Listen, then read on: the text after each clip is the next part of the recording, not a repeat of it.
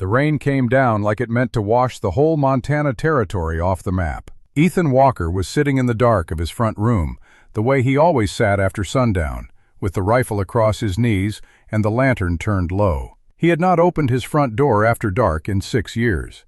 Not because he was afraid, because he was smart. A man with his kind of past learned early that nothing good came knocking once the sun went down. He'd built his entire life around that simple truth. He kept his world small enough that grief couldn't find fresh edges to cut against. So when the knocking started, faint, irregular, the kind that suggested someone barely strong enough to make a fist, he took the rifle down from its hook without a second thought. He crossed to the door and yanked it open with the barrel already raised. And what stood in the storm took every hard thing right out of him. 5 children. The oldest barely 14, the youngest swaying on his feet like a candle about to go out. The girl in front pressed a broken cavalry boot against her chest, the way a person holds something they'd die before letting go. Her dress was destroyed. Her boots were held together by cloth strips she'd wound herself. Her dark hair was matted to the side of her face, but her eyes were steady, and that steadiness rattled him more than the rifle he was still holding. Before we go any further into Clara Hale's story, I want to ask you something from the bottom of my heart. If you believe a child should never be thrown away, hit that subscribe button right now. Tell me what city you're watching from today, because I want to see how far this story travels. Now, let's begin. "Sir," she said, and her voice didn't shake, not even a little. "Our papa is dead. He told us to find you. He said you owe him a debt." Then she held out the boot. "He said the letter inside would explain everything." Ethan Walker stood on his porch in the driving rain for 4 full seconds. He looked at the girl. He looked at the other 4 children behind her, a boy of 12 or 13 with a jaw set hard as iron, a girl of about 11 watching everything with quiet, cataloging attention, a 7-year-old pressed against the older girl's side, and the smallest, a boy of 5, his lips cracked and his face paper white, leaning against the older boy like he might fall over any second. The rain was streaming off them all, and they were shivering, but none of them begged, none of them pleaded. They just stood there, waiting, like they had already used up every word they had getting here. Ethan stepped back and opened the door wider. "Get inside," he said, "all of you, now." The children filed past him in silence. Noah, that was the older boy, 12, maybe 13, kept himself between Ethan and the smaller ones as they passed, his eyes suspicious and watchful. Sadie, the 11-year-old, came next, her eyes moving around the room, taking in the walls, the shelves, the rifle on its hook, the single window, the back door. Lucy, the 7-year-old, pressed herself against Clara's side and stared at the floorboards. And Ben, little Ben, 5 years old, his lips cracked and his face paper white, was half carried inside by Noah, who lowered him onto the rug in front of the fireplace with the focused care of someone who'd been doing it for days. Ethan set the rifle back on its hook. He went to the kitchen and lit the stove without being asked. He put water on for broth and cut what bread he had and set it on the table. He did not speak, and neither did any of them. The silence in the room had the particular texture of people who had learned not to waste words. It was Lucy who broke it. She was standing in front of the fireplace, arms wrapped around herself, staring at the flames. "It's warm," she said, the way a child says something that was true once, and then wasn't, and now is true again. "Yes, ma'am," Ethan said. "Come eat." He watched them eat. Clara portioned the bread herself, giving the smaller ones more and taking less for herself without comment, the way someone does when it's become automatic. Noah ate fast and kept watching Ethan. Sadie ate methodically, her eyes moving around the room the whole time. Ben fell asleep before he finished his bowl. When Clara finally looked at him across the table, she picked up the boot from beside her chair and set it in front of him. "There's a letter in the inner lining," she said. "Papa sewed it there. He said only you were supposed to read it." Ethan reached for the boot. His hands were steady. He was a man who had trained himself to stillness the way other men trained for speed. He pressed his thumb into the lining and found the edge of paper, folded small and dense, and worked it loose and smoothed it open on the table. Samuel Hale's handwriting was unmistakable. Ethan would have known it in the dark. "Ethan, if my children found you, Then I'm already dead. I want you to know I didn't send them to you as a burden. I sent them to you because you are the only man I ever met in this life who I trusted completely. And if I am gone, then my trust is the only thing I have left to give. The men who are coming for my children are dangerous in the way money makes men dangerous. Careful, patient, legal, and ruthless. They will come with papers, not guns. They will use the law before they use violence. Don't let them take my children anywhere. I hid everything I found in a place you can't know yet. Not until it's safe to know. Keep them alive, Ethan. Whatever you still owe me for what happened at Richmond, this is how you pay it. Keep them alive. Ethan read it twice. Then he folded it along the original creases and held it flat in both hands and stared at the table. He heard Clara's chair move. "Sir?" "Give me a moment," he said. She gave him the moment. She was good at that. When he looked up, all 4 of the waking children were watching him. Even Lucy had turned from the fireplace. "Your father and I served together," Ethan said. "At Richmond during the war. He saved my life in a way I never paid back." He stopped. "I thought he'd been killed. 1864. I was told he didn't make it out." "He made it out," Noah said. The boy's voice was flat and hostile, and Ethan didn't blame him for a single ounce of it. "He just didn't go back to find you." "Noah," Clara said, a warning. "It's all right," Ethan said. "He's not wrong." He looked at Clara. "What happened to your father? Tell me everything from the beginning." Clara looked at her hands for a moment, then she started talking. Samuel Hale had spent the last 8 years working land claims in eastern Wyoming. Honest work, survey work, the kind of grinding, careful labor that kept families fed and nobody rich. About a year ago, he'd started noticing patterns, claims being rejected on technicalities, ranchers losing land they'd held for decades after new surveyors redrew boundary maps, native families being pushed off territory that predated every white deed in the county. Samuel had started writing things down, dates, names, amounts. He'd gotten copies of certain documents he wasn't supposed to have. He'd talked to people he probably shouldn't have talked to. He was scared, Sadie said quietly. He thought he was being careful, but he told us one night that someone already knew what he'd found. He didn't tell us much, Clara continued. He said the less we knew, the safer we were. She stopped, pressed her mouth flat. Then one morning, he didn't come home from town. We waited 2 days. Then a man came to the house. He didn't knock, he just walked in. "What man?" Ethan said. "He said his name was Crow," Noah said. The name came out like something he'd been grinding between his teeth for weeks. "Victor Crow. He was dressed well, spoke politely. He sat right down at our table without being asked, and he told us our father had passed away."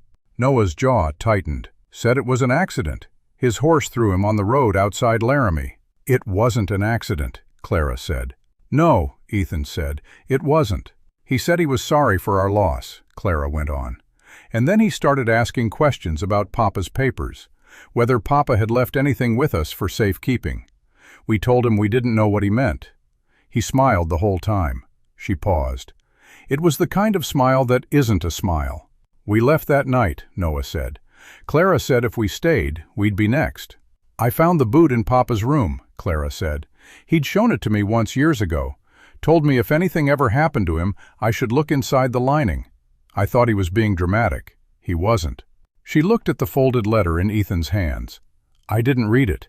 He said it wasn't for us. It was for the man he named." "You walked from Laramie," Ethan said. "We didn't have horses," Noah said, with a particular kind of teenage dignity that didn't want to admit to hardship. "And we couldn't use the roads." 4 days, Sadie said. 4.5. Ethan looked at Ben, asleep on the rug. He looked at Lucy, who had drifted to Clara's side again without seeming to notice she'd done it. He looked at Sadie's careful, watchful face, and Noah's burning defensive pride, and Clara's absolute exhaustion held together behind absolute control. "Your father wrote that these men use the law before they use violence," he said. "Has anyone official made contact since you left? Sheriff? Land agent? Anyone with papers?" "Not yet," Clara said, "but they will, won't they?" It wasn't a question. "Yes," Ethan said. He stood up from the table and carried his cup to the basin and stood there with his back to them for a moment. The fire crackled. Ben made a small sound in his sleep, and Noah shifted automatically toward him before he even opened his eyes. "They'll come with papers," Ethan said. "A guardianship claim, most likely. Children without parents are the state's responsibility, and any man with enough money can have himself appointed lawful guardian. It's been done before." "They can't do that," Noah said. Nobody can just take us. Clara's 14. "She's old enough to—" "She's not old enough," Ethan said, not unkindly. "Not under Wyoming or Montana law. Not without a fight." The room went quiet again. "So what do we do?" Lucy said. Her voice was very small. Ethan turned around. The girl was looking at him with the kind of open, uncomplicated trust that children still sometimes gave strangers, and that he had never felt he deserved. He looked at all of them. Samuel Hale's children, 5 of them, looking at him from around his kitchen table like he had the answer to something. He thought about what the letter said. "Whatever you still owe me for what happened at Richmond." He knew what had happened at Richmond. He'd spent 15 years knowing. "Tonight," Ethan said, "you sleep, all of you. You're safe here." He looked at Clara.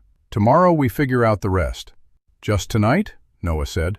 "One thing at a time," Ethan said. Clara stood up from the table. She crossed to where he was standing and held out her hand. After a moment, Ethan shook it. Her grip was firm and dry and deliberate, the handshake of someone twice her age. "Thank you, Mr. Walker," she said. "Ethan," he said. Something crossed her face. Not quite a smile, something more careful than that. "Thank you, Ethan."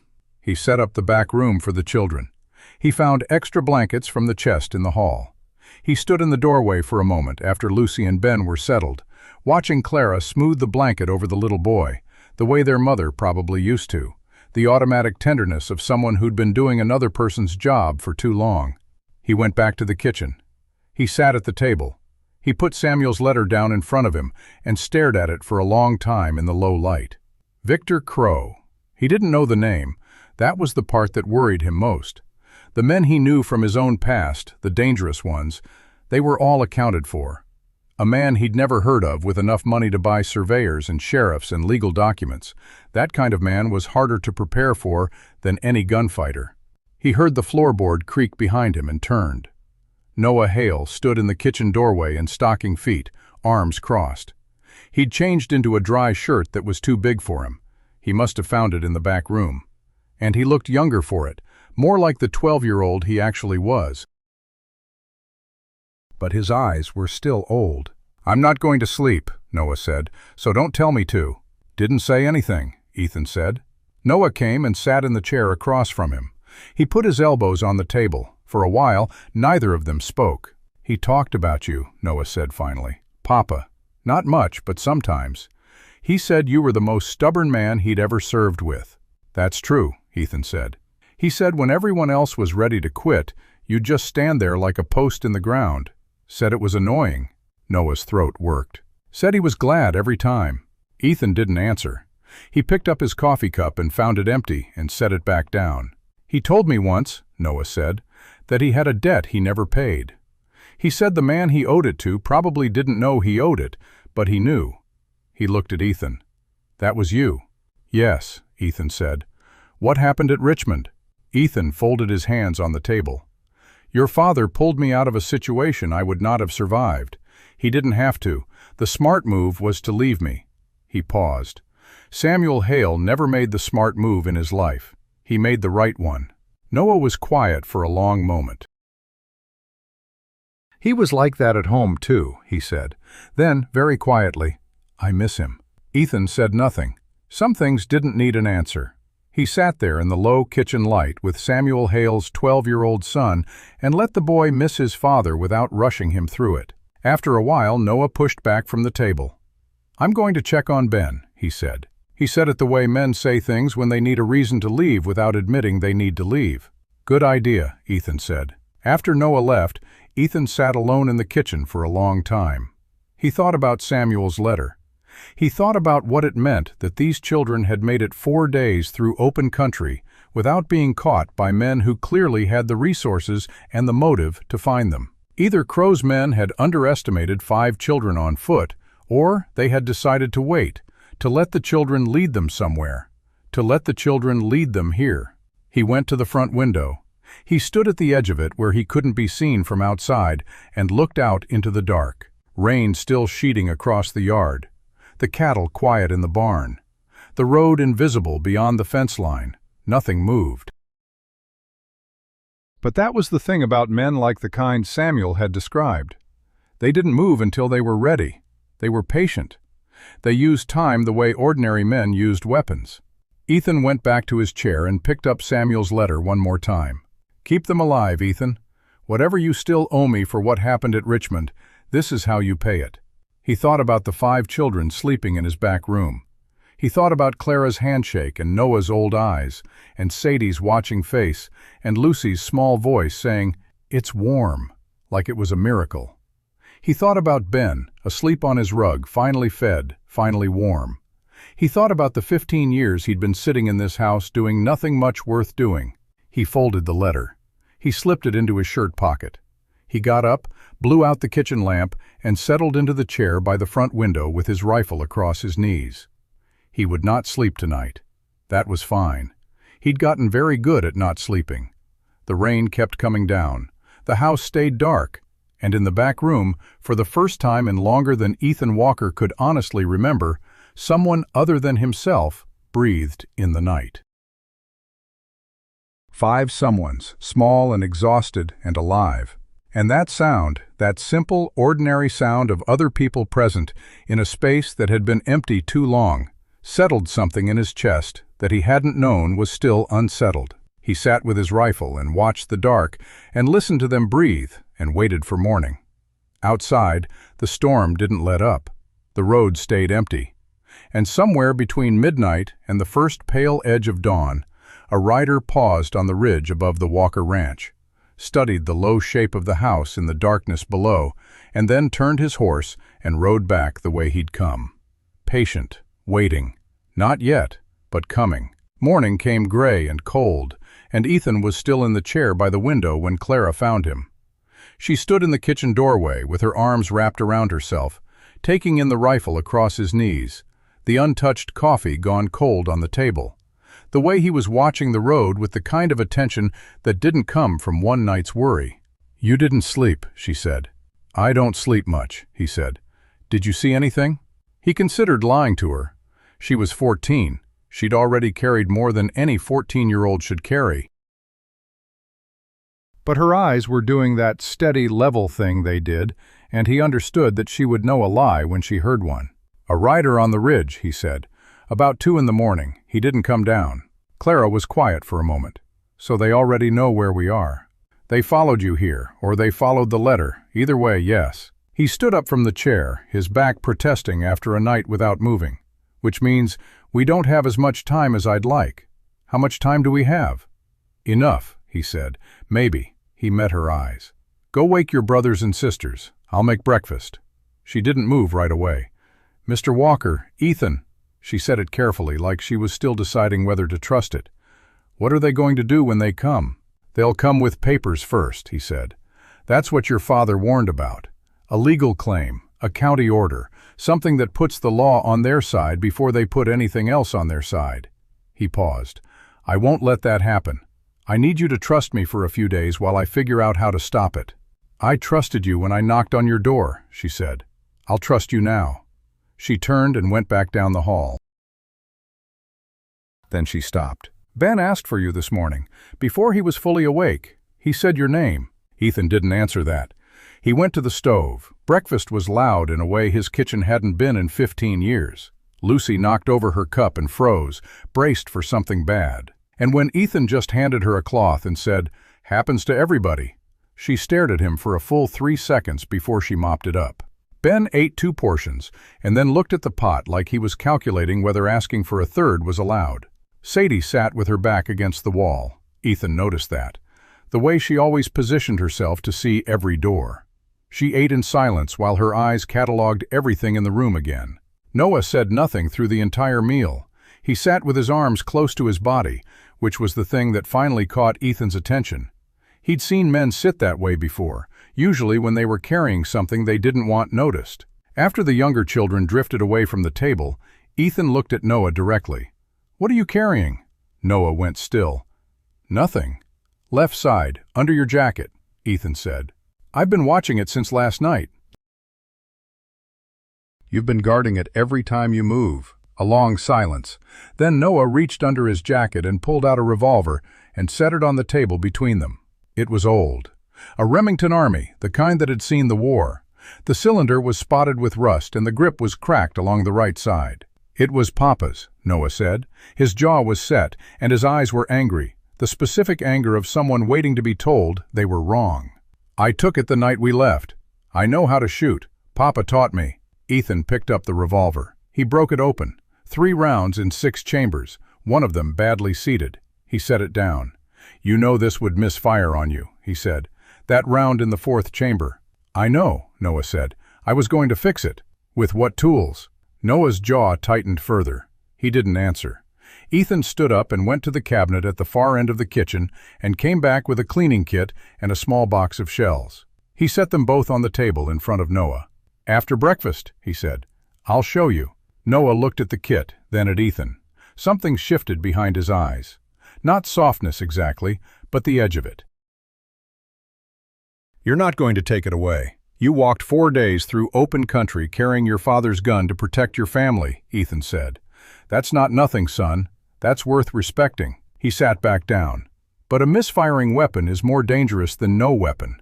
So you're going to learn to do it right." Noah's throat moved. He picked up the cleaning kit and didn't say anything, which was the most honest kind of thank you Ethan had ever received. The morning passed in the particular tension of people sharing a space they hadn't yet figured out together. Ethan showed Noah the horses, not because it was planned, but because the boy followed him to the barn with the quiet purposefulness of someone who needed to be useful. Within an hour, Noah was working beside him without being asked, handing tools, moving hay, learning which animals were skittish and which were steady, absorbing everything with the focused intensity of someone storing it all up for later. Clara spent the morning at the kitchen table with a pencil and paper Ethan had left out, writing things down. He didn't ask what. He could guess. She was the kind of person who organized fear into lists. Sadie found his bookshelf and stood in front of it for a long time without taking anything out. When Ethan passed through, he pulled down a surveying almanac without comment and left it on the chair beside her. She looked at the cover, looked at him. He kept walking. When he came back through 20 minutes later, she had it open across her knees, reading with the focused absorption of someone who'd found exactly what they were looking for without knowing they were looking for it. Lucy stayed close to Clara, which was its own language. Ben followed Ethan. The 5-year-old appeared at his knee at irregular intervals throughout the morning, not saying much, not asking for anything, just establishing proximity with the serious determination of a very small person who had decided something. When Ethan crouched to check a fence post along the near pasture, Ben crouched beside him and studied the post with identical gravity. "It's loose," Ben said. "It is," Ethan said. "Are you going to fix it?" After a while. Ben nodded slowly, as though this was an acceptable construction timeline. "I can help." "I know you can," Ethan said. That was apparently sufficient. Ben stayed at his side for the rest of the morning. It was Sadie who broke the fragile normalcy of the afternoon. She came to find Ethan in the barn just after noon, the surveying almanac still in her hand. She stood in the doorway and waited until he looked up at her before she spoke. "The land claims Papa found," she said. "I remember the names." Ethan set down what he was holding. "How many names?" "A lot." She came further into the barn and sat down on a hay bale. "I read everything he brought home. I didn't tell him. He would have made me stop." She opened the almanac to a blank page at the back and held out her hand. Ethan found her a pencil. She started writing. "There's a company called the Western Continental Land Trust. It's registered in Denver, but the controlling interest is held through 3 other companies, which makes it hard to trace. Papa traced it. It goes all the way to a man named Harlan Thorne.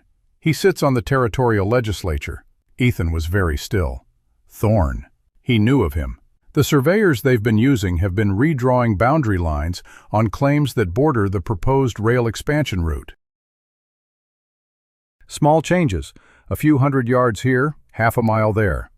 Enough to shift the ownership of the land the railroad needs without anyone noticing until it's done. She stopped writing for a moment. The ranchers who pushed back, 3 of them died in the last 2 years. All accidents, all on or near the contested land. Ethan listened to a 12-year-old lay out a conspiracy with the careful precision of a legal brief and felt something cold settle in his stomach. "Your father taught you to read surveys." "Papa taught me everything he knew," Sadie said simply. "He said a girl with a good memory and a habit of reading was harder to fool than a man with a gun." She finished writing a column of names and numbers and held it out to him. "This is what I remember. There's more, but I'd need to see the original documents." Ethan took the paper and read it. The names were specific, the claim numbers precise, the dates exact. A 12-year-old's memory, reliable as a surveyor's chain. "Sadie," he said carefully, "does anyone else know you remember all this?" She shook her head. "Don't tell anyone," he said, "not even your brothers and sisters." "Not yet." He folded the paper and put it in his pocket. "This is important. Do you understand how important this is?"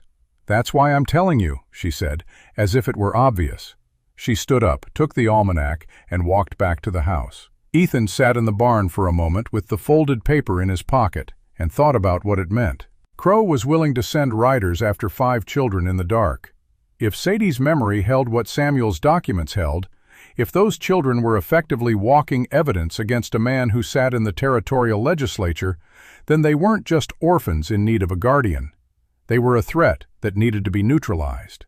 And a man like Harlan Thorne didn't leave threats standing. He went back to the house. He found Clara at the table, still writing. "I need to go into town," he said. Clara looked up sharply. "Is that safe?"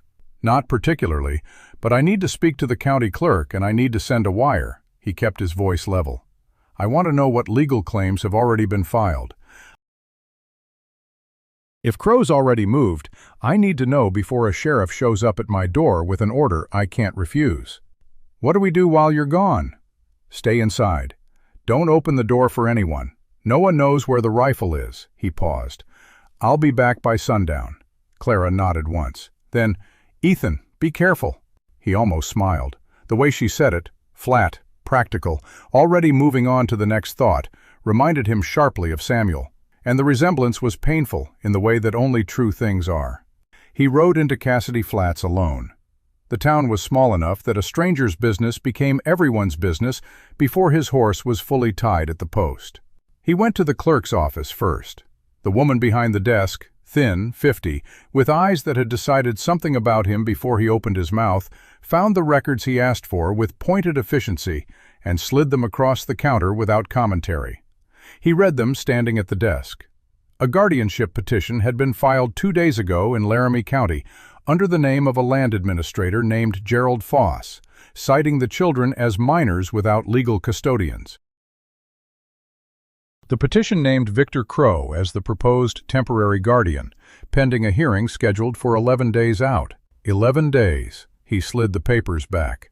"Who filed this?" "Filed from Laramie," the clerk said. "Came through on the wire. We received our copy yesterday. The local sheriff has been notified." She paused. "He'll be required to execute the order if the hearing proceeds without a counterfiling." Ethan looked at her. She held his gaze, and there was something in it, not quite sympathy, not quite a warning, but something sitting between the two. What would constitute a counterfiling? "A legal custodian filing an opposition," she said, withstanding another pause. "That would require documentation of relationship or formal adoption proceedings, which take time." She let that sit. "Time you may or may not have." He thanked her and left. The telegraph office was 2 doors down. He wrote out 2 wires, one to a lawyer in Helena he'd done work for 3 years back, one to a former Army contact in Cheyenne who owed him considerably more than a favor, and paid for both without haggling. He was walking back to his horse when the man stepped off the boardwalk in front of him. Big man, well-dressed, in the particular way that meant money rather than taste. He had a pleasant face that had learned to arrange itself pleasantly, while the eyes behind it did something else entirely. "Mr. Walker," the man said, "I was hoping to run into you." Ethan stopped. "You have the advantage of me." "Crow," the man said. "Victor Crow, I believe we have a mutual concern." The boardwalk wasn't empty. Two men had materialized behind Crow at a distance that was deliberate and calm. A woman and her daughter crossed to the other side of the street without looking at them directly. "I don't believe we do," Ethan said. Crow smiled.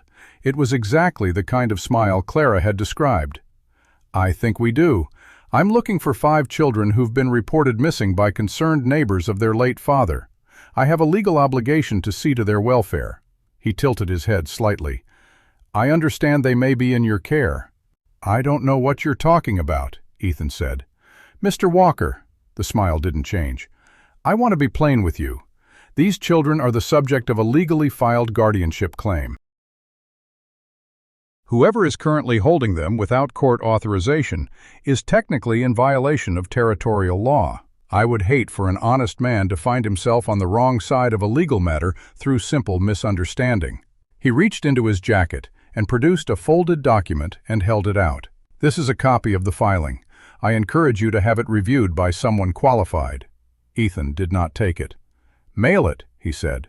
Crow held the document in the air between them for a moment. Then he lowered it without expression. "I've heard good things about you," he said, "from people in this county. They say you're a man who understands how the world works, who doesn't make trouble he doesn't need to make." He let that breathe. "Those children have been through a great deal. They deserve stability, a proper home, people equipped to provide for them." His eyes moved over Ethan with brief, measuring contempt. "I'm prepared to be generous with anyone who helps bring this matter to a clean resolution." The two men behind him had moved slightly, not toward him, just adjusted. Ethan looked at Crow for a long moment. He thought about Samuel's letter. He thought about Ben eating 2 portions of breakfast and looking at the pot. He thought about Clara's handshake and Lucy's voice saying, "It's warm," and Noah cleaning his father's revolver with new learned care. "I appreciate the introduction, Mr. Crow," he said. "You have a good evening." He walked to his horse, untied it, and rode out of Cassidy Flats at an even pace. He did not look back. He knew without looking that Crow watched him go all the way to the edge of town. He pushed the horse to a canter the moment the buildings thinned out. 11 days. A legal proceeding already in motion. A man with money and patience and the territorial legislature behind him. And 5 children who were the only living evidence of crimes that could undo everything Harlan Thorne had spent years building. He thought about what Sadie had told him. The names, the claim numbers, the dates. He thought about what Samuel had written. "I hid everything I found in a place you can't know yet." The children didn't know where the evidence was hidden. That was the one thing keeping them alive. Crow needed them able to talk, which meant he needed them accessible. Which meant the guardianship filing was exactly what it appeared to be, a legal mechanism to take them somewhere he could apply the kind of pressure that didn't leave marks. Over his dead body. He was 2 miles from the ranch when he saw the smoke. It was thin, barely a thread against the sky, rising from the direction of his property. He pulled the horse up hard and stared. The smoke held steady, not the black roll of a structure fire, not an accident. A cook fire. Someone had lit a fire in the open near his barn. He reached the property line at a run and found a man he'd never seen before crouched beside a small fire not 40 yards from his fence, cooking something on a stick with total ease, completely alone. When Ethan rode up, the man looked up at him without guilt or hurry. He was weathered, maybe 60, with a marshal's badge pinned to his coat in a way that suggested he'd been wearing badges long enough that they'd stopped meaning much to him one way or the other. "Walker," the man said. It wasn't a question. "That's right," Ethan said. "Name's Aldred, marshal out of Cheyenne." He turned his stick over the fire. "I got a wire from someone in Helena this afternoon asking me to come out here personally. Fastest I've ever been asked for a favor." He looked up again. "You want to tell me what kind of trouble you're in, son? Or do you want me to guess?" Ethan swung down from his horse. "How long do we have before a county sheriff executes a guardianship order?" Aldred considered this. "Depends on the sheriff." He set down his stick. "Sit down and tell me everything from the start. And don't leave out the parts that make you look bad, because those are usually the important ones." Ethan sat down beside the fire and started talking. And inside the house, Clara stood at the front window and watched him come back.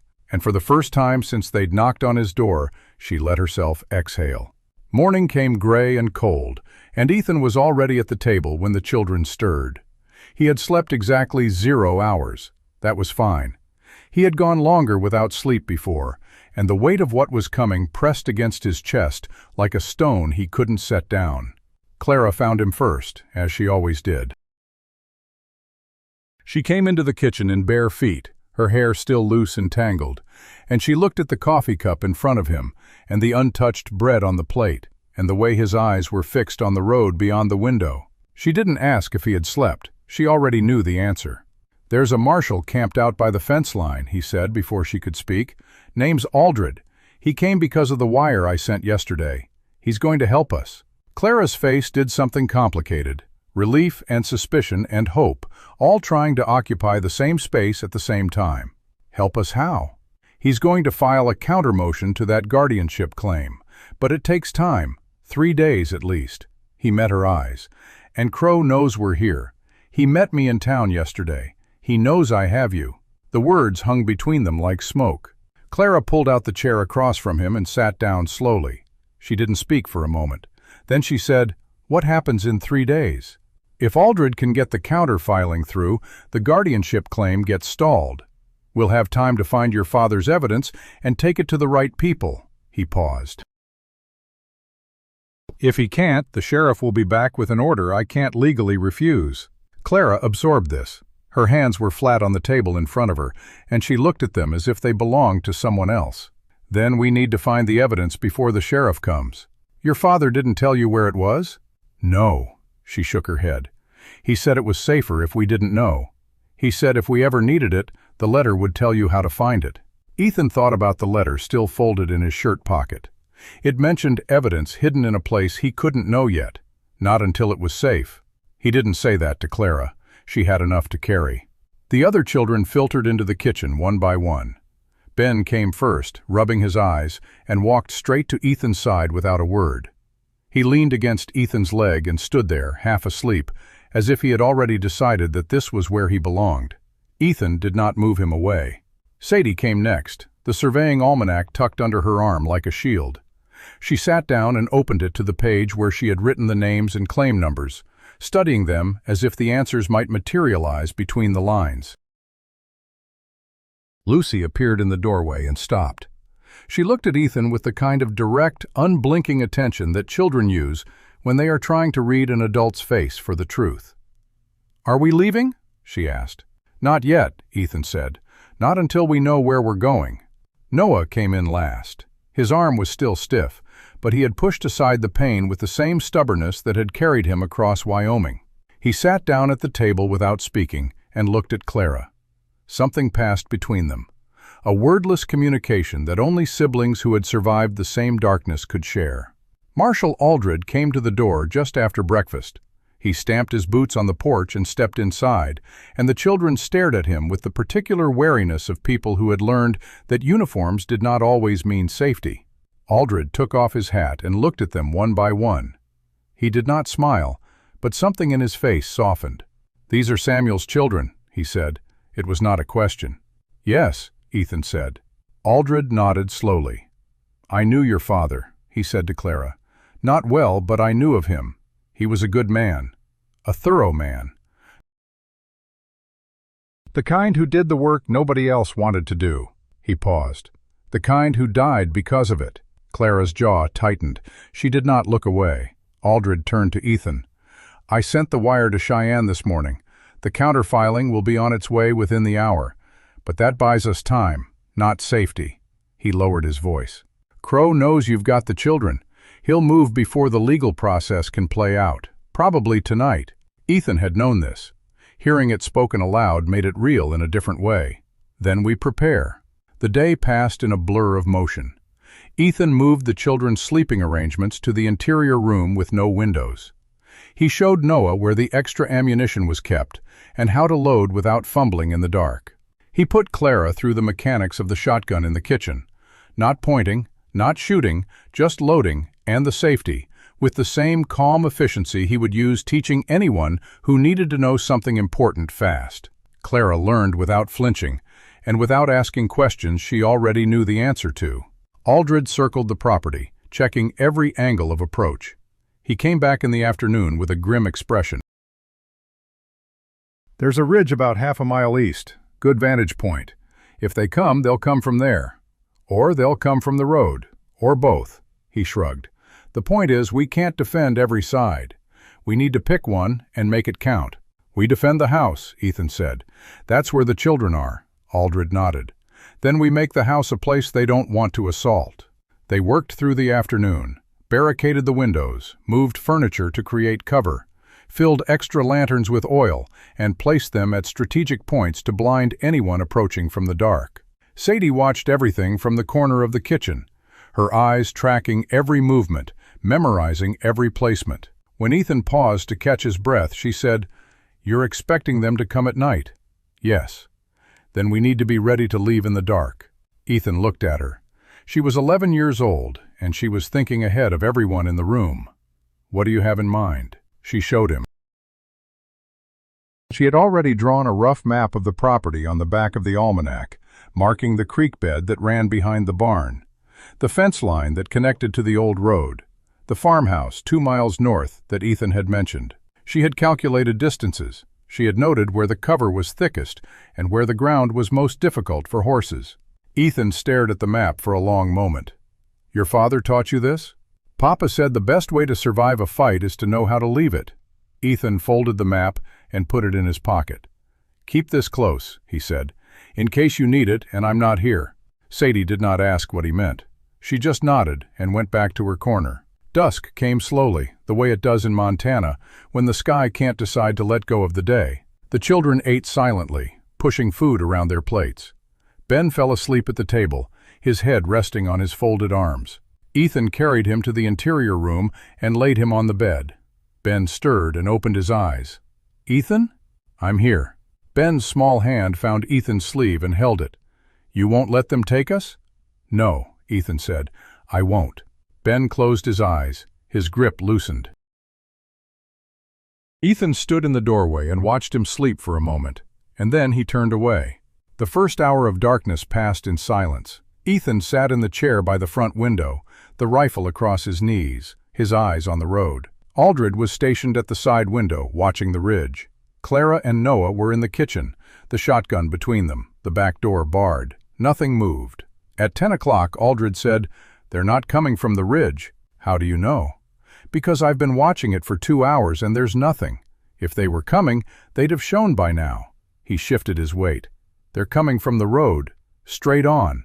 They want us to see them." Ethan understood. Crow wanted a confrontation, not a siege. He wanted to walk up to the front door with enough men to make resistance seem futile, and he wanted it done quickly and legally enough that no one would ask questions afterward. "They'll wait until we're tired," Ethan said. "Middle of the night, when the vigilance drops." Aldred nodded. "Then we don't let it drop." They waited. The hours crawled. The house settled into the particular stillness of a place holding its breath. The children in the interior room stopped moving. Clara and Noah sat in the kitchen without speaking, their eyes fixed on the back door. The fire in the stove burned low, and the cold pressed in through the cracks in the walls. At 2 in the morning, Ethan heard it. Horses on the road, more than 2, moving at a walk, which was worse than a gallop, because it meant they weren't in a hurry. And men who weren't in a hurry about violence were men who were confident about it. "Here we go," he said. He rose from the chair and moved to the kitchen. Clara was already on her feet, the shotgun in her hands. Her face was white, but her hands were steady. "Take the children to the interior room," he said. "Bar the door. Don't open it for anyone except me or Aldred." "Ethan, do it." She went without another word. Ethan heard her herding Lucy and Sadie and Ben into the back room, heard the bar fall across the door. Noah appeared at his side, the Remington in his hand. "You're with me," Ethan said. "On the porch. You stay behind me and you do not shoot unless I shoot first." Noah nodded. His knuckles were white on the grip of the revolver. Aldred was already at the front door. "4 men," he said, his voice low.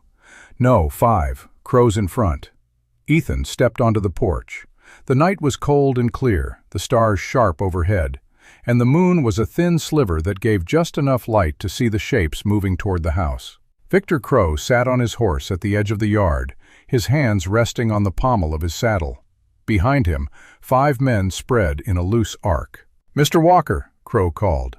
His voice carried across the yard, calm and almost friendly. "I'd hoped the day would resolve itself without this." "Then you should have filed your papers and gone home," Ethan said. Crow's smile was visible even in the dim light. "Your marshal friend's filing was creative. Unfortunately for him, the federal office in Cheyenne has considerably less authority over a territorial guardianship matter than he seems to believe. His counterfiling will be dismissed by noon tomorrow.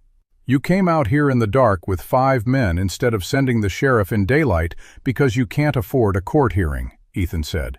"If you could, you'd have had those children in Laramie custody 2 days ago." The smile stayed exactly in place, but something behind it tightened.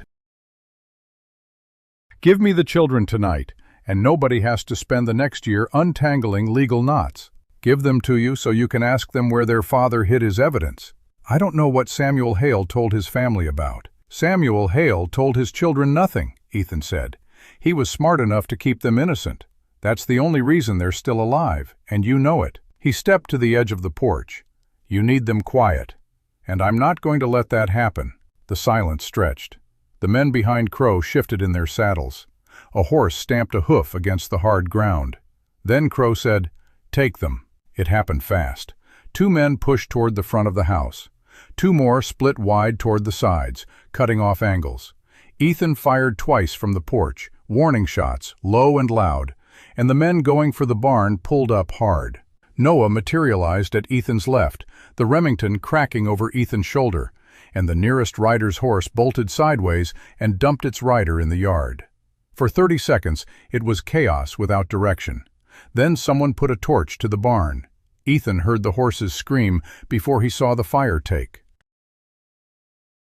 He turned toward the barn, and that was the mistake. He knew it was the mistake as he made it, but the horses were inside, and the instinct was faster than the calculation, and in the 2 seconds his attention moved, one of Crow's men reached the porch and drove a shoulder into Noah and took him down hard against the boards. Noah hit the railing. Ethan heard it, the specific sound of something hitting wrong, and turned back. The man standing over Noah was raising his boot.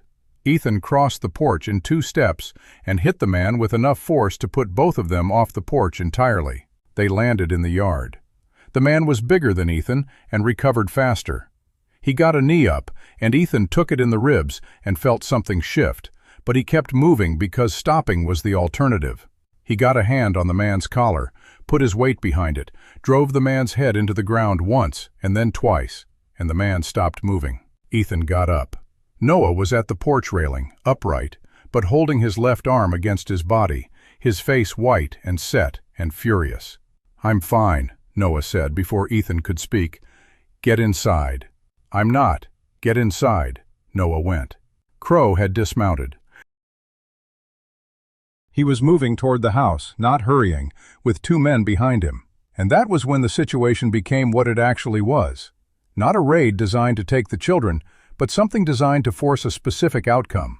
They wanted chaos. They wanted fire and noise and confusion, enough to snatch one child in the middle of it and use that child as leverage. Ethan understood this too late. He heard Clara scream from inside the house. Not a scream of fear, a scream of something being taken.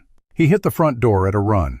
The kitchen was full of smoke, already filtering from the burning barn. Clara was at the back door, and in the doorway, already stepping backward into the dark, was a man holding Ben Hale. The 5-year-old was rigid with the specific kind of terror that has gone past sound, silent, white-faced, his small hands gripping the man's arm with no effect whatsoever. "Don't," Ethan said. The man stopped. He had a pistol, but he wasn't pointing it. That told Ethan something. They needed Ben able to talk, which meant they needed Ben unmarked, which meant the gun was theater. "Step aside," the man said. "That boy stays here.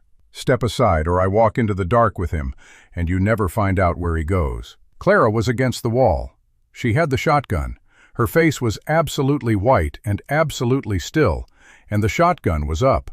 And Ethan did not want to think about what she was calculating, because if she fired in that doorway, she would hit the man and Ben both.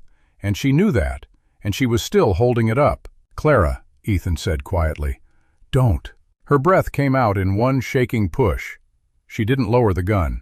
Ethan looked at the man in the doorway. "You pull that boy into the dark, the only thing that happens is I follow you until I find you. And I will find you." He took one step forward. "But if you put him down right now, you walk away tonight. You're not in a position to make deals." "Neither are you," Ethan said. "Not really." He took another step. "You're holding a 5-year-old. That's not leverage, that's a noose. You know what happens to men who take children in this territory?" The man's eyes moved, just slightly, to Ben's face, to the boy's white silence. Something in the calculation shifted. Then Ben said, "I want Ethan." It was barely a whisper. 3 words. The man holding him flinched like he had been struck. Ethan closed the last 2 steps and took Ben by the back of his shirt and pulled him forward. The man's grip loosened, not out of mercy, but out of the specific discomfort of a man who had not factored a 5-year-old saying one particular man's name directly into his face. Ethan got his arm around Ben and put his body between them and turned. Behind him, the man ran. Ethan carried Ben to the center of the kitchen and set him down and went to a knee in front of him. Ben grabbed the front of his shirt with both fists and held on. Ethan let him. "You're all right," he said. "You're all right, I've got you." Ben did not cry. He just held on. Clara lowered the shotgun. Her hands were shaking. The shaking lasted exactly 4 seconds before she locked it down by force of pure will. "Noah's hurt," she said. "His arm." "I know." He stood up, keeping one hand on Ben's shoulder. "Where's Crow?" "He went back outside when you came in." Her voice was flat. "He's not the kind who fights himself. He just watches." That was exactly right.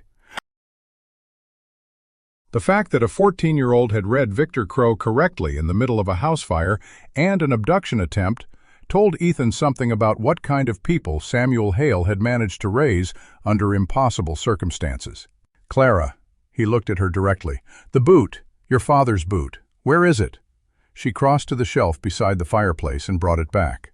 He had asked her to keep it close 3 days ago without explaining why. She had not asked why.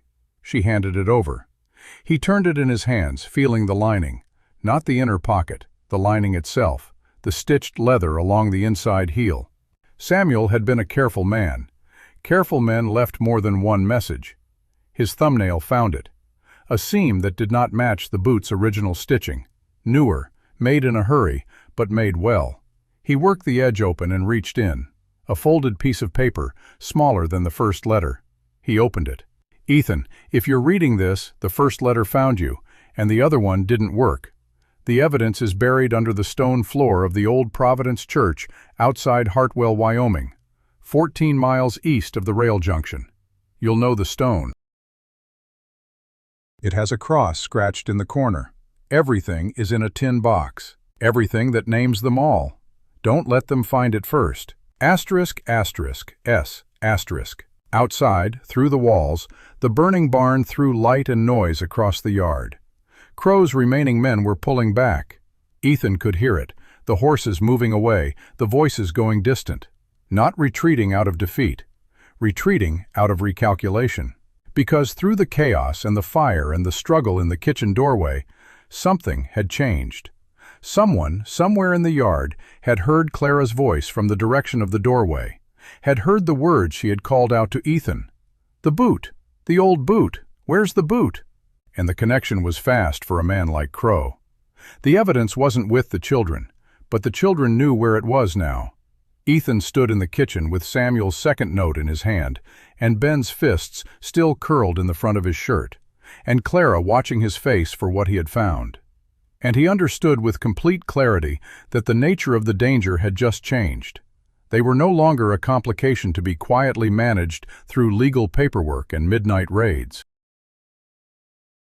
They were a thread that, pulled correctly, unraveled everything Harlan Thorne had built over a decade. And Crow, somewhere in the dark beyond the burning barn, had just figured out the same thing. "We're leaving in the morning," Ethan said. Clara looked at him, at the note in his hand. "You found something?" "Yes." "Where are we going?" "Wyoming," he said. 14 miles east of a rail junction."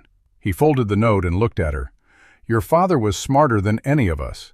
Lucy appeared in the cellar doorway, Sadie's hand in hers, her face streaked with smoke and tears.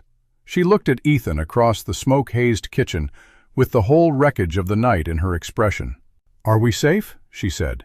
Ethan looked at the 5 of them, at Noah, holding his arm against his chest, at Sadie's steady, reading eyes, at Ben, still holding his shirt, at Lucy, asking the only question that mattered.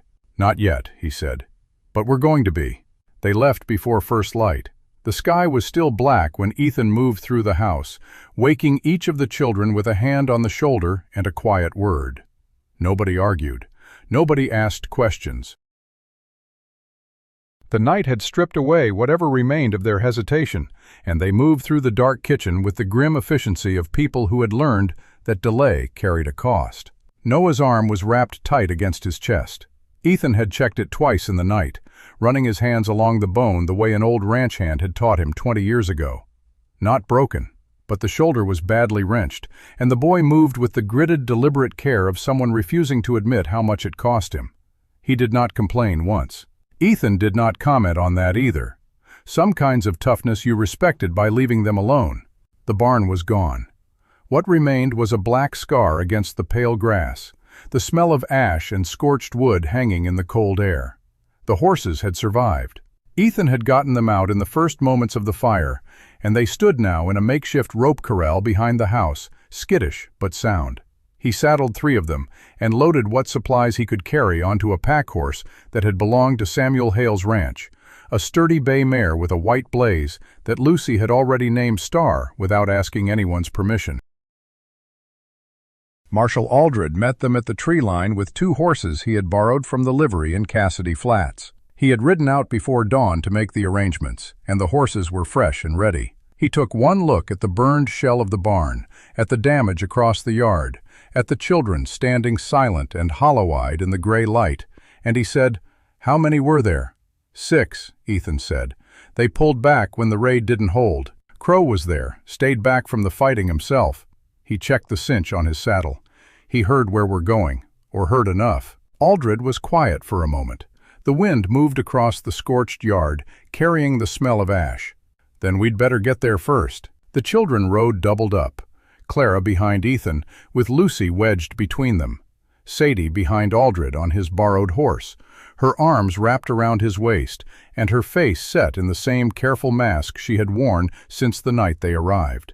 Noah rode alone on a spare horse because he would not hear otherwise.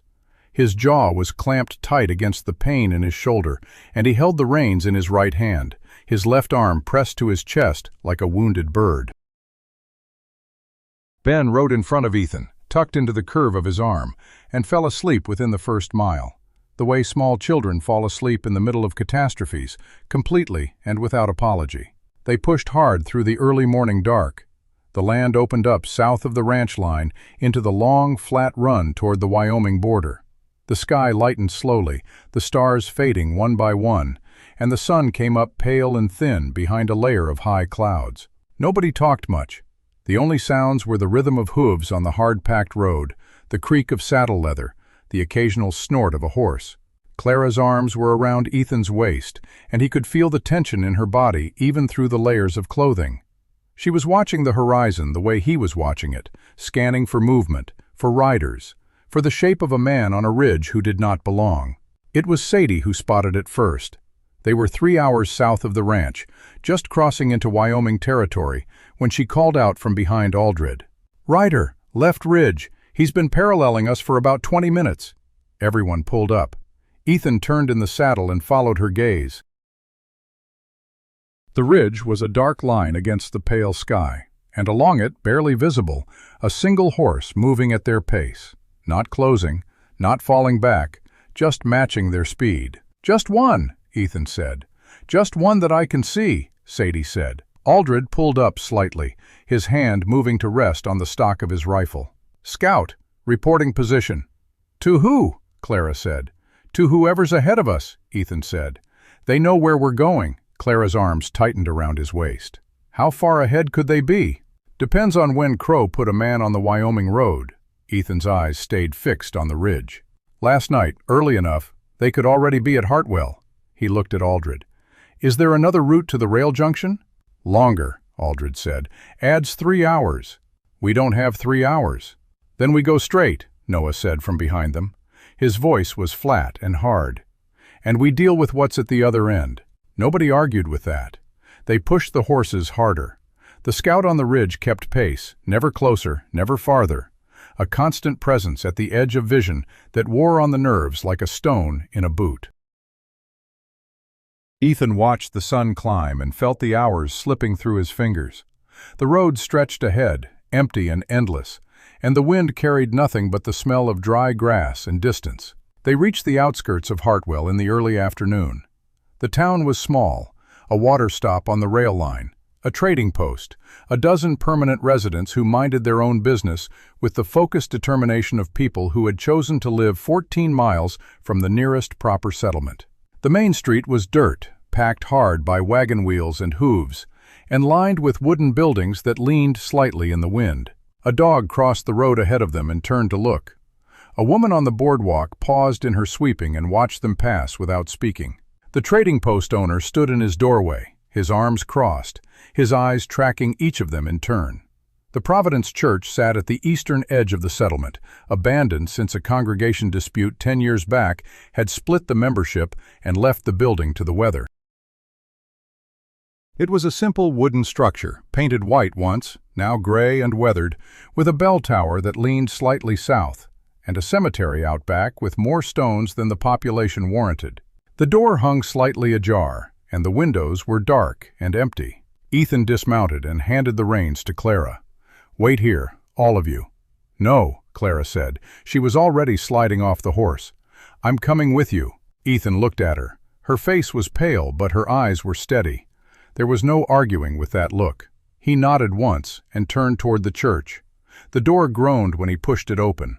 The interior was gutted of everything useful: pews, fittings, the iron stove, leaving bare board floors, and the particular cold that settles into abandoned buildings and never leaves.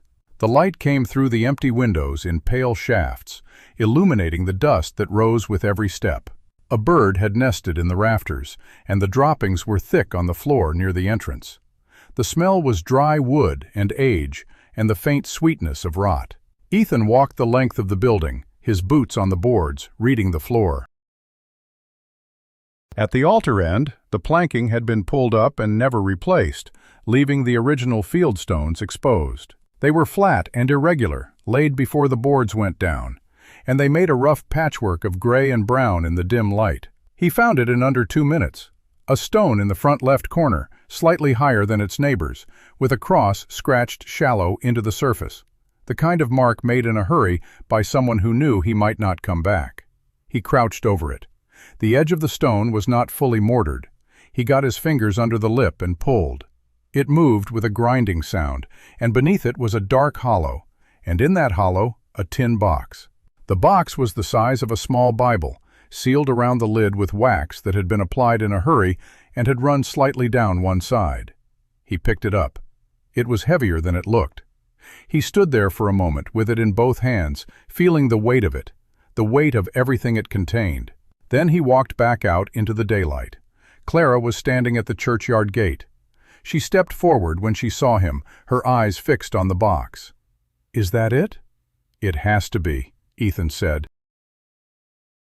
She reached out and put one hand on the lid of the box. She did not ask permission. She just touched it, the way you touch something that belonged to someone you have lost. She held her hand there for a moment, her face unreadable. Then she stepped back and put her hands at her sides.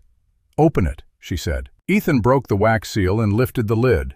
Inside, wrapped in oilcloth against moisture, were documents, survey records, correspondence, ledger pages, a set of affidavits bearing signatures he did not recognize yet.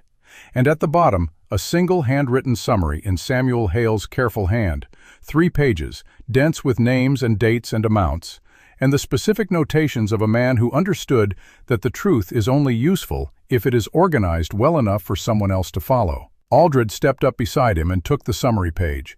He read it in silence, his lips moving slightly as he worked through the handwriting. When he looked up, something in his expression had shifted. The professional neutrality he had been carrying since Ethan's fence line the evening before had cracked, and underneath it was something else, something harder. "Harlan Thorne," he said, "by name, with corresponding payment records through the land trust." He looked at Ethan. "Samuel Hale handed us a federal case." "He handed us more than that," Ethan said. "He handed us the truth about what happened to those ranchers." A sound from outside the church fence. Horses. More than two. Aldred was already moving, the document sliding back into the box in Ethan's hands. "Get the children inside the church. There's no cover in there." "There's walls," Aldred said. "Go." Ethan moved. He got the children through the church door just as the riders appeared at the edge of the cemetery. 5 of them. And at the front, Victor Crow. Sadie went without argument. Lucy went because Clara took her hand. Ben pressed himself against the wall near the altar with the serious focus of a child who had learned to make himself small. Noah positioned himself beside the door, the Remington in his good hand, his jaw set. "Noah," Ethan said. "I'm fine," Noah said. "I know you are. Stay back from the doorway." Crow came in through the church gate on foot, his boots crunching on the gravel path. He had shed the pleasant expression entirely. Without it, his face was simply what it had always been underneath, organized and cold, and completely committed to an outcome he had decided on before he rode out of Hartwell that morning. He stopped when he saw Aldred standing in the churchyard, his badge visible on his coat, his hand resting at his hip. "Marshal," Crow said. "Mr. Crow." Aldred did not move. "You're going to want to think carefully about the next 30 seconds. I'm here on behalf of a legal guardianship claim.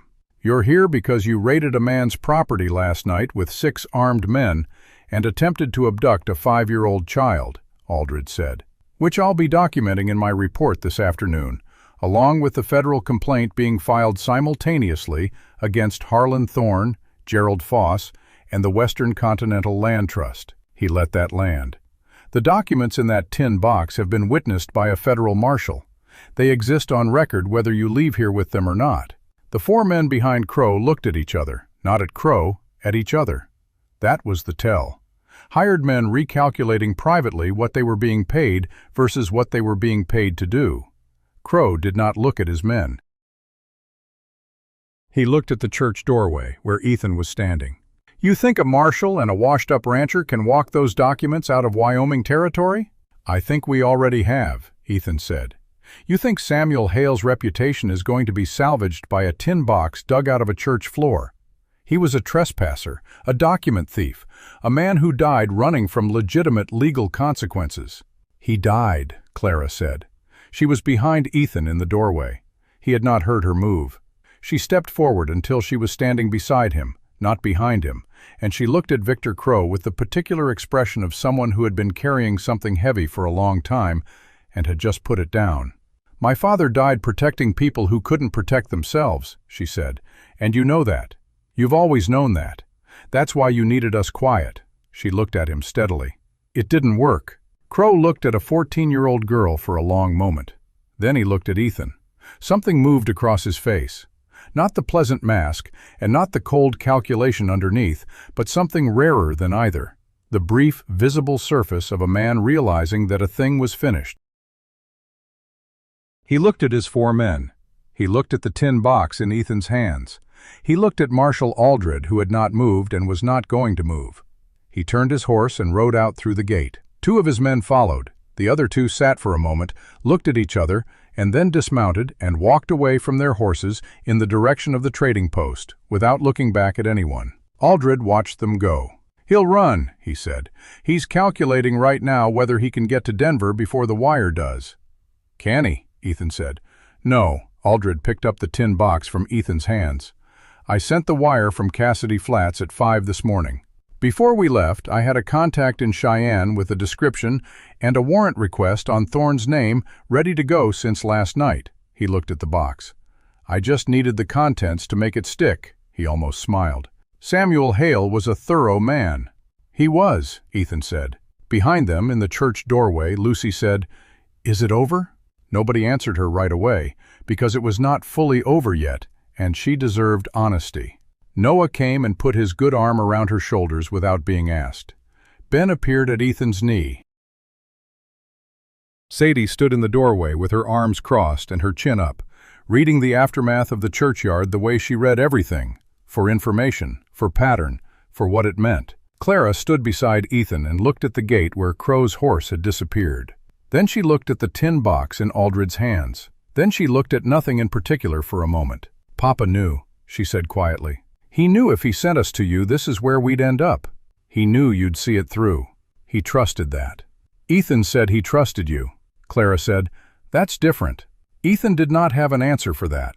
He stood in the churchyard with the morning coming full and bright overhead, and he thought about Samuel Hale, who had pulled him out of a burning building at Richmond in 1864 and asked for nothing in return, and who had carried the weight of an unpaid debt through 27 years of his life, right up to the end of it.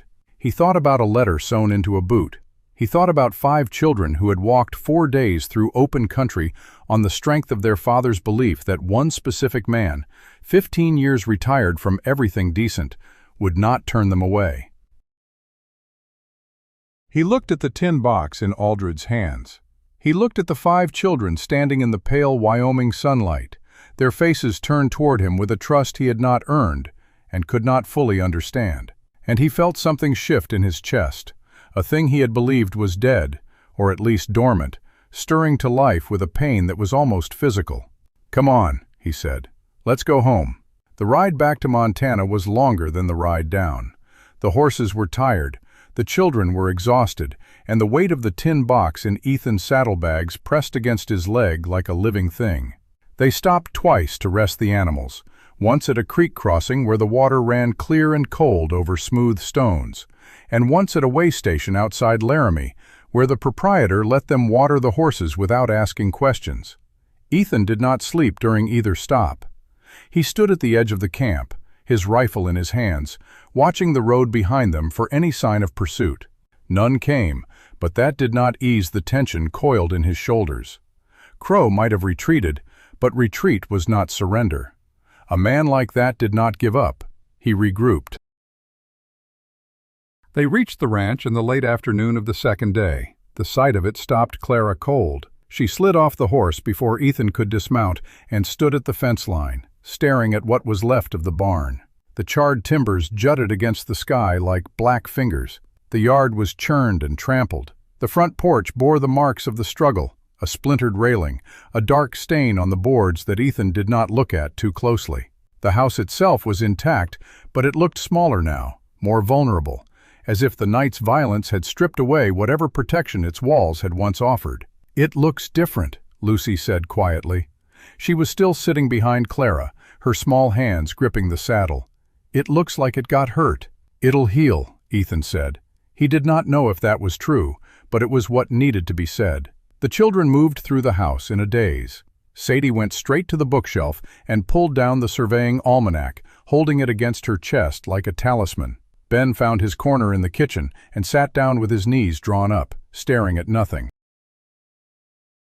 Noah stood in the doorway of the back room, his injured arm pressed against his ribs, and looked at the bed where he had slept only 2 nights before. He did not go inside. Clara walked through each room, touching the walls, the furniture, the cold stove, as if confirming that they were still real. "You all need to eat," Ethan said, "and then you need to sleep. We've got a long road ahead of us, and you can't travel it on empty." Clara turned to look at him. "What happens now?" "Now we wait for Aldred to do his work. He's got the evidence. He'll file the federal complaint. Thorne and Crow will be arrested, and the guardianship claim will be dismissed."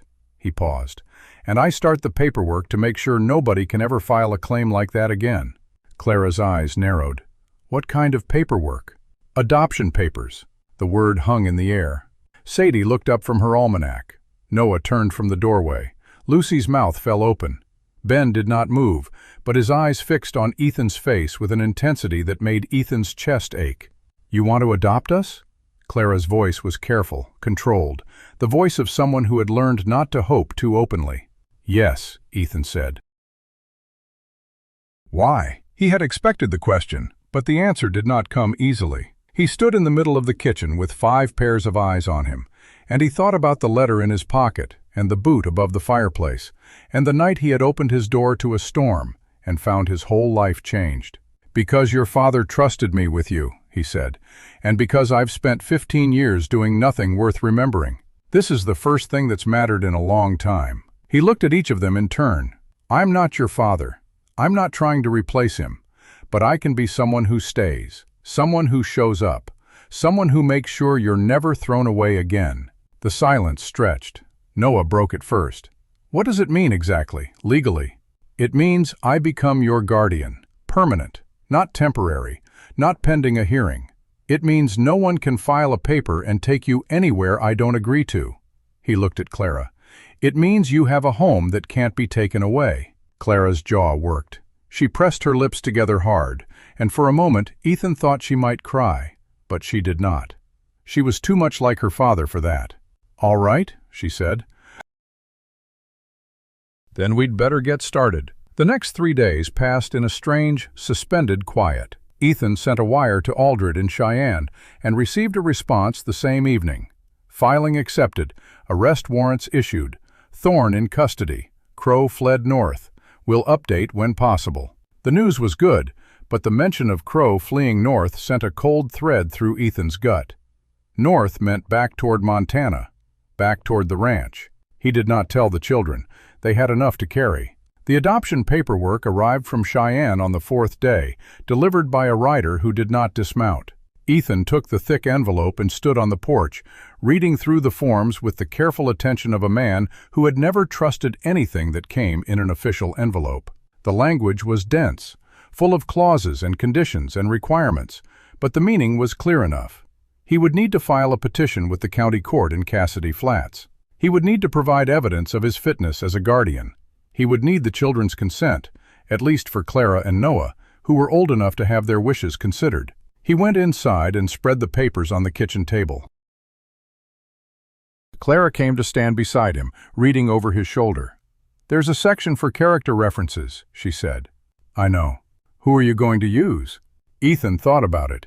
He had been on the ranch for 15 years, and in that time he had made exactly 2 friends, neither of whom lived close enough to matter. "I'll figure it out."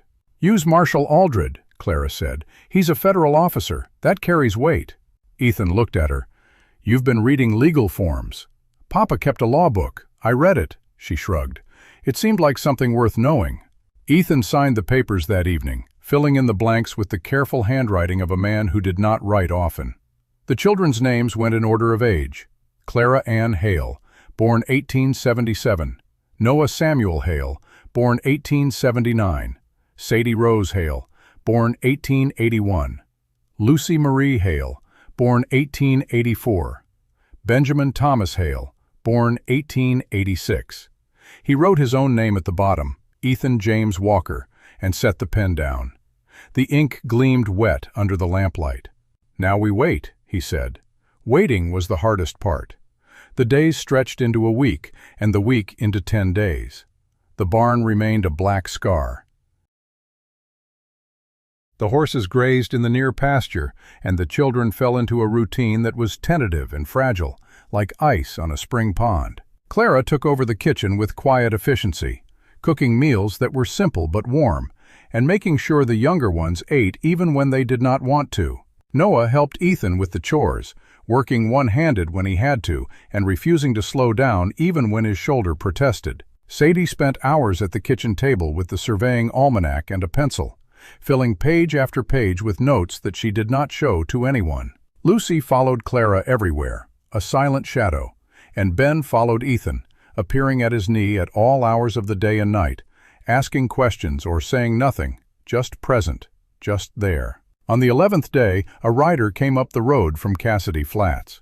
Ethan recognized the horse before he recognized the man, a bay gelding with a white sock on the left foreleg, the mount of Deputy Sheriff Tom Grady, a man Ethan had spoken to exactly twice. Grady reined in at the gate and held up a folded paper. "Ethan Walker? That's me. This came through on the wire this morning. County clerk asked me to bring it out personal."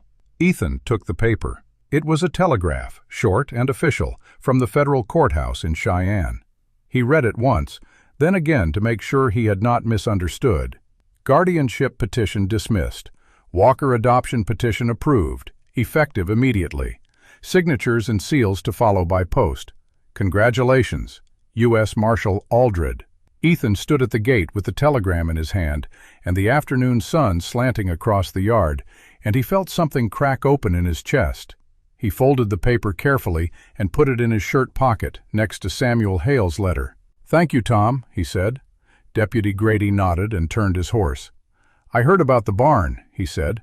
"Sorry about that. If you need hands for the rebuild, let me know. Some of us in town don't take kindly to strangers burning down a man's property."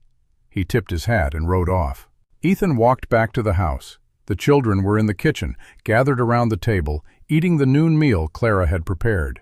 They looked up when he came in, and something in his face must have shown, because Clara set down her spoon and stood. "What happened?" Ethan pulled the telegram from his pocket and held it out.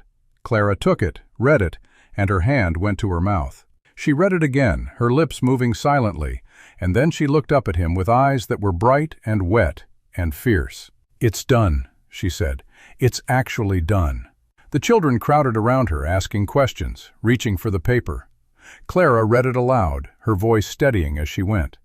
When she finished, Lucy started crying, not the quiet, withheld tears she had been carrying since the night they arrived, but the full, open crying of a child who had finally been told that the worst was over. Sadie sat down heavily, as if the news had knocked the strength from her legs. Noah stared at the wall for a long moment, then turned to Ethan with a look that was raw and unguarded. "Does this mean we can stay?" "Forever," Ethan said, "if you want." Noah's jaw tightened. His chin trembled just once before he locked it down. He nodded once and turned away. Ben did not say anything.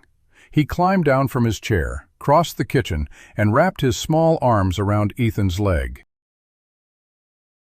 He held on, his face pressed into the fabric of Ethan's trousers, and did not let go. Ethan put his hand on the boy's head. He did not trust himself to speak. That night, after the children were in bed, Ethan sat on the porch with the telegram in his hand and the stars wheeling overhead. He had not built a fire. He did not need one. The cold was bracing, clean, and he wanted to feel it, wanted to feel something that was not the weight of the past month pressing down on him. The adoption was official. The children were his. The danger was not over. Crow was still out there, and Thorne's network ran deep, but the legal ground had shifted. They were no longer vulnerable to a piece of paper filed by a stranger. They had standing. They had protection. They had a home. He thought about Samuel Hale. He thought about the letter that had started it all, still folded in his pocket. The ink faded from being read too many times. "Whatever you still owe me for what happened at Richmond, this is how you pay it." "All right, Samuel," he said quietly to the dark. "We'll call it even." The next morning brought a visitor he had not expected. Clara was the first to see him, a lone rider coming up the road at a slow, steady pace, his silhouette sharp against the rising sun. She called Ethan from the barn, and he came out wiping his hands on a rag, squinting into the light. The rider was a woman. She was perhaps 50, dressed in a black skirt and a gray coat, her gray hair pulled back in a severe bun. She rode a side saddle with the ease of someone who had been in the saddle since childhood, and her face was weathered and kind and intensely practical. She stopped at the gate and looked at the house, at the burned barn, at the children gathered on the porch, and then at Ethan. "Mr. Walker?" "Yes, ma'am." She dismounted with a grace that belied her age and walked up to the gate. She held out her hand. "My name is Margaret Hale. I'm Samuel's sister." The name hit Ethan like a physical blow. He took her hand without thinking, his mind racing. Samuel's sister. He never mentioned a sister. Probably because I was the one who told him he was a fool for going into survey work in the first place. She smiled, a thin, dry smile that did not reach her eyes. "We didn't always see eye to eye. But he was my brother, and when I heard what happened to him..." She stopped, composed herself. "When I heard what happened, I came as fast as I could. I've been tracking you for a week." "Tracking us?" Your Marshall friend Aldred sent word to the family that the children were safe. I was in Denver when the wire reached me. I caught the first train north." She looked past him at the children on the porch. "Those are his children?" "Yes." Margaret Hale studied them for a long moment. Her face was unreadable. Then she walked past Ethan, through the gate, and up to the porch. The children shrank back slightly, uncertain. Clara stepped forward, putting herself between the stranger and her siblings. "I'm your aunt," Margaret said, "your father's sister. I know you don't know me. I know you have no reason to trust me." She looked at Clara with eyes that were sharp and sad and honest. "But I want you to know that I am here, and I am not leaving until I know you are safe." Clara looked at Ethan. He nodded slightly. She stepped aside. "Come inside," Clara said. "We were just about to have breakfast." Margaret Hale stayed for 3 days. She did not try to take over. She did not offer advice unless it was asked for. She helped with the cooking, mended a tear in Lucy's dress, and sat with Sadie at the kitchen table, looking over the notes Sadie had made in the surveying almanac. She read them in silence, and when she finished, she looked at Sadie with an expression that was almost wonder. "You have your father's mind," she said. Sadie did not smile, but something in her eyes softened.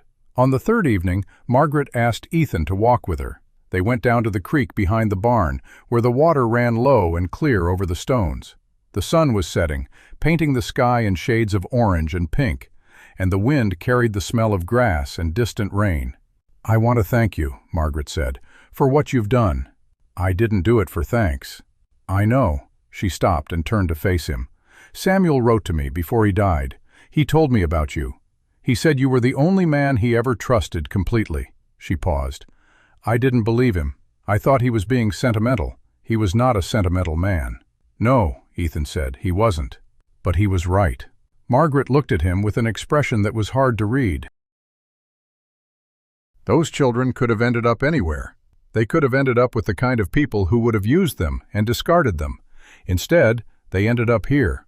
She gestured at the house, the fields, the burned barn. "This is not a perfect place, but it is a good one, and I think that is enough." Ethan did not know what to say to that. He stood in the fading light and let the silence settle. "I'll be going back to Denver in the morning," Margaret said, "but I want you to know that if you ever need anything, anything at all, you send word. I have resources, I have connections, and I have a very long memory for anyone who harms my family." She said, "my family," in a way that included him. Ethan felt the weight of it settle on his shoulders, warm and unexpected. "Thank you," he said. Margaret nodded. She turned and walked back toward the house, her boots crunching on the gravel. Ethan stayed by the creek for a long time, watching the sun go down, and thinking about the strange, tangled web of people who had been drawn together by one man's courage and one man's death. That night, after Margaret had retired to the spare room, Ethan sat in the kitchen with Samuel's letter spread open on the table. The children were asleep. The house was quiet. He read the letter one more time, and then he folded it and put it in the box on the mantel, next to the cavalry boot that had carried it across half a territory. He was still sitting there when Clara appeared in the doorway, wrapped in a blanket, her hair loose and tangled. "Can't sleep," she said. "Neither can I." She came and sat across from him, pulling the blanket tight around her shoulders. "What are you thinking about?" "Your father." She nodded, as if that was the answer she had expected. "I think about him too. Every day." She paused. "I used to be angry at him, for leaving us, for not telling us what he was doing, for making us walk 4 days through the rain to a stranger's door. Understandable, but I'm not angry anymore." She looked at him, her eyes steady and clear. "Because he was right. He was right about you. And if he hadn't done what he did, we wouldn't be here." Ethan did not answer. He did not need to. They sat together in the quiet kitchen, the lamp burning low, and let the night pass around them. In the morning, Margaret Hale left. She stood at the gate and shook Ethan's hand, then Clara's, then each of the children's in turn. She did not hug them. She was not the hugging kind. But she looked at each one as if she were memorizing their faces. "I'll write," she said, "and I'll visit. You are not alone. Remember that." She mounted her horse and rode south, toward Cassidy Flats, toward the train that would take her back to Denver. The children stood at the gate and watched until she disappeared over the rise. "Well," Clara said, "that was unexpected." "She seems nice," Lucy said. "She seems like she'd skin anyone who hurt us," Noah said. "That too," Clara said. Ethan turned back to the house. The day stretched ahead of him, full of work and repair and the slow business of rebuilding. But for the first time in a long time, the work did not feel heavy. It felt like a beginning. He was halfway to the barn when Ben appeared at his side, the 5-year-old falling into step with the unself-conscious ease of a puppy. "What are we doing today?" "Rebuilding the fence line," Ethan said. "Can I help?" "You can hand me nails." Ben nodded seriously, as if this was a weighty responsibility. "I'm good at handing things." "I know you are."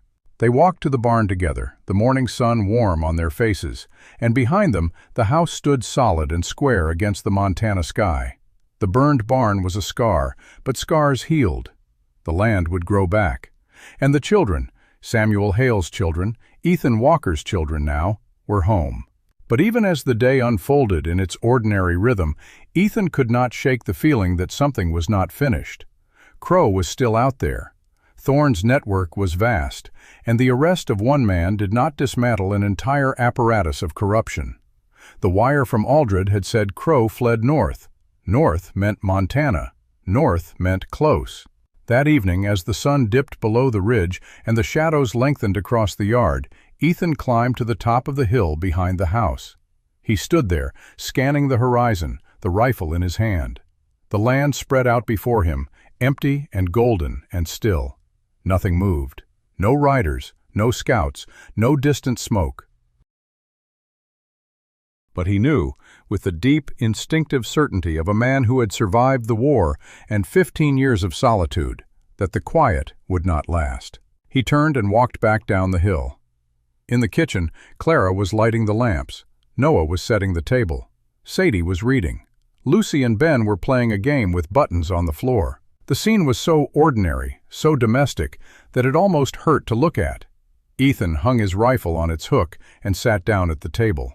The last of the daylight faded. The stars came out. And somewhere to the north, beyond the edge of sight, a man on horseback paused on a ridge, studied the distant lights of the Walker ranch, and then turned and rode on into the dark. The rhythm of the ranch settled into something that felt, for the first time, like ordinary life. The mornings came cold and clear, the sun rising slow over the ridge, and the children woke to the sound of Ethan moving through the kitchen, building the fire, putting coffee on to boil. It was a sound that had been absent from that house for 15 years, the sound of a household stirring, of feet on the floorboards, of voices calling back and forth down the hallway. Clara was always the first one up after Ethan. She came into the kitchen with her hair still tangled and her eyes still heavy, and she took over the stove without being asked, her hands moving with the efficiency of someone who had been doing it since she was 10 years old. Ethan let her. He had learned that Clara needed to be useful, the way other people needed to breathe. Noah came next, his arm still bound tight against his chest, but improving every day. He refused to let the injury slow him down, and he followed Ethan to the barn each morning with a stubbornness that Ethan recognized because he saw the same thing in the mirror. Sadie emerged last, always with the surveying almanac under her arm, always with her eyes already scanning the room for something to study. She had taken to spending her afternoons walking the property line, comparing the actual boundaries with the notes her father had left behind. She came back one evening with a hand-drawn map that corrected 3 errors in the county survey records, and she presented it to Ethan with the quiet pride of someone who had found something broken and fixed it. Lucy and Ben existed in their own orbit, closer to the ground, their days filled with the small, important business of childhood. Lucy had taken charge of the vegetable garden, a patch of turned earth behind the house that had been neglected for years. She cleared the weeds with a focus that was almost fierce, and she consulted Clara on every seed she planted with the gravity of a general planning a campaign. Ben followed Ethan everywhere. He was a silent presence at Ethan's elbow through the morning chores, through the fence repairs, through the long afternoons of hauling debris from the burned barn. He did not talk much, but he did not need to. His presence was its own kind of language, a steady, wordless assertion that he had found where he belonged. The barn rebuild began in earnest on a Tuesday. A wagon arrived from Cassidy Flats with lumber and nails, ordered by Aldred before he left for Cheyenne, and paid for with funds that Ethan had not asked about. The driver was a man named Hargrove, a rancher from the other side of the county who had heard about the fire and wanted to help. He refused payment. He said his wife had insisted, and that arguing with her was harder than hauling lumber across 30 miles of bad road.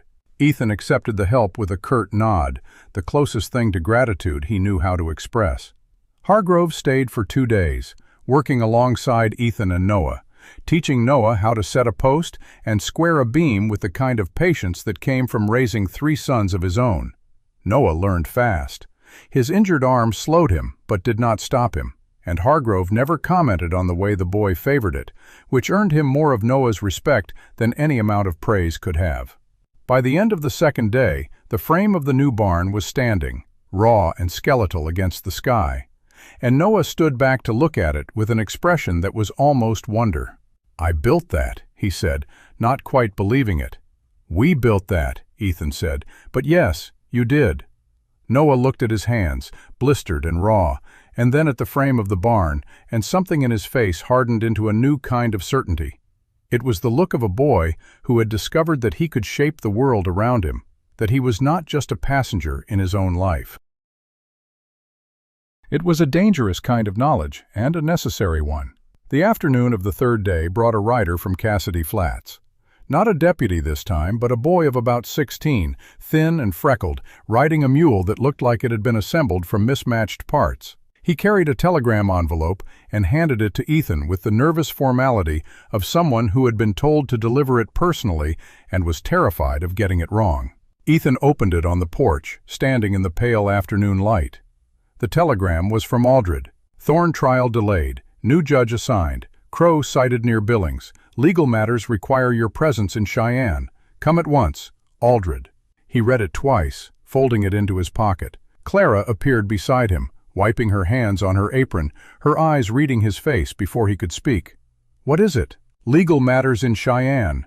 Aldred needs me to come." He paused. "Crow's been seen near Billings." Clara's face went still. Billings was a day's ride north. Crow was circling, not fleeing. That changed the nature of the threat. "When do you leave?" "Tomorrow morning." "First light. I'm coming with you." "No." The word came out harder than he intended, and he softened it. "You need to stay here with the children. If Crow is moving, I need someone here who knows how to handle a gun and who won't panic." Clara's jaw tightened, but she did not argue. She understood. She was 14, and she had already learned that some responsibilities could not be shared. "Who will watch the ranch while you're gone?" "I'll ask Hargrove to stay on. He's a good man. And I'll leave word with the sheriff in Cassidy Flats." He looked at her. "You'll be in charge. Not Noah, you." Clara nodded once. It was not a gesture of acceptance. It was a gesture of acknowledgement. She understood the weight of what he was giving her. The evening passed in a quiet frenzy of preparation.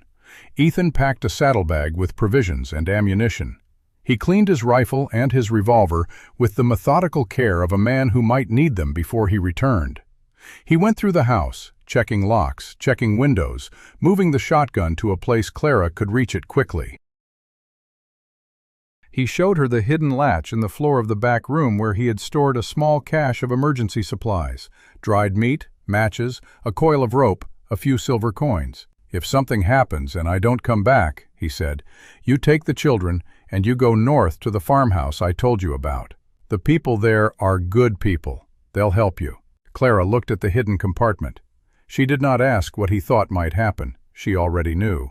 The children gathered on the porch to see him off at dawn. The sky was gray and heavy, threatening rain, and the wind carried the sharp smell of wet earth. Lucy was crying, silently, her face pressed into Clara's side. Ben stood apart from the others, his hands in his pockets, his face unreadable. He did not cry. He stared at Ethan with an intensity that made Ethan's chest ache. "I'll be back in a week," Ethan said. "Maybe less." Noah stepped forward. He held out a folded piece of paper. "I wrote something. For the marshal. It's about what I saw that night, when they took Ben." His voice was steady, but his hands were not. I thought it might help. Ethan took the paper and tucked it into his shirt pocket. I'll make sure he gets it. Noah nodded and stepped back. Ethan swung into the saddle.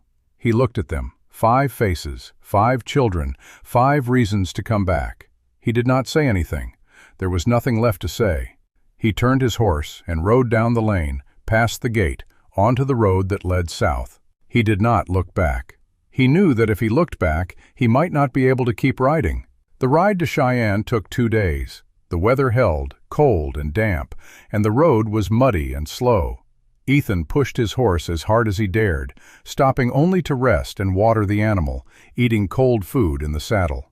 The landscape changed as he traveled south, the mountains giving way to rolling plains, the air growing warmer and drier. He passed through small towns that blurred together: a general store, a saloon, a church, a hitching post, and he did not stop in any of them. He had no time for stopping. He reached Cheyenne in the evening of the 2nd day, the city lights flickering in the distance as the sun set behind him. Cheyenne was a proper town, with brick buildings and gas lamps and boardwalks that stretched for blocks. Ethan had not been here since the war, and the changes startled him. The streets were busy, even at dusk, full of wagons and riders and men in suits who walked with the hurried purpose of people who had places to be. He found Aldred at the federal courthouse, an imposing stone building at the end of Main Street. Aldred was sitting on a bench outside, smoking a pipe, his hat tipped over his eyes. He looked up when Ethan approached and stood, extending his hand. "Walker, you made good time. What's happening with the trial?" Aldred's face darkened. "It's complicated. Thorne's lawyers got the original judge recused on a technicality. The new judge is from Laramie, appointed by a man who owes Thorne favors. They're trying to bury the evidence in procedural delays. Can they do that?" "They can try." Aldred knocked the ash from his pipe. "That's why I called you here. The adoption papers need to be formally entered into the federal record. If they're not, Thorne's people could challenge them later, claim the adoption was granted under false pretenses or without proper jurisdiction. We need to lock it down. And the children? Stay where they are. The less they're involved in this legal circus, the better." Aldred paused. "There's something else. Crow's been spotted near Billings, but we've also had reports of a man matching his description in Denver. He might be trying to reach Thorne's network, rally support." Ethan shook his head. "Crow doesn't rally, he runs. If he's in Denver, he's either hiding or planning something specific. That's what worries me." They walked to the courthouse entrance, and Aldred held the door. The interior was cool and smelled of old paper and beeswax. A clerk sat at a desk, sorting documents, and looked up when they entered. "Marshal Aldred, this the man?" "This is him." The clerk slid a stack of papers across the desk. "Sign here, here, and here. The judge will review in the morning. If everything is in order, it'll be sealed by noon." Ethan took the pen and signed his name in each of the indicated places. The ink was black and thick, and it felt heavy coming off the nib. When he finished, he straightened and handed the papers back. "That's it?" "That's it for now. You'll want to stay in town tonight. The judge prefers to meet the petitioner in person before finalizing.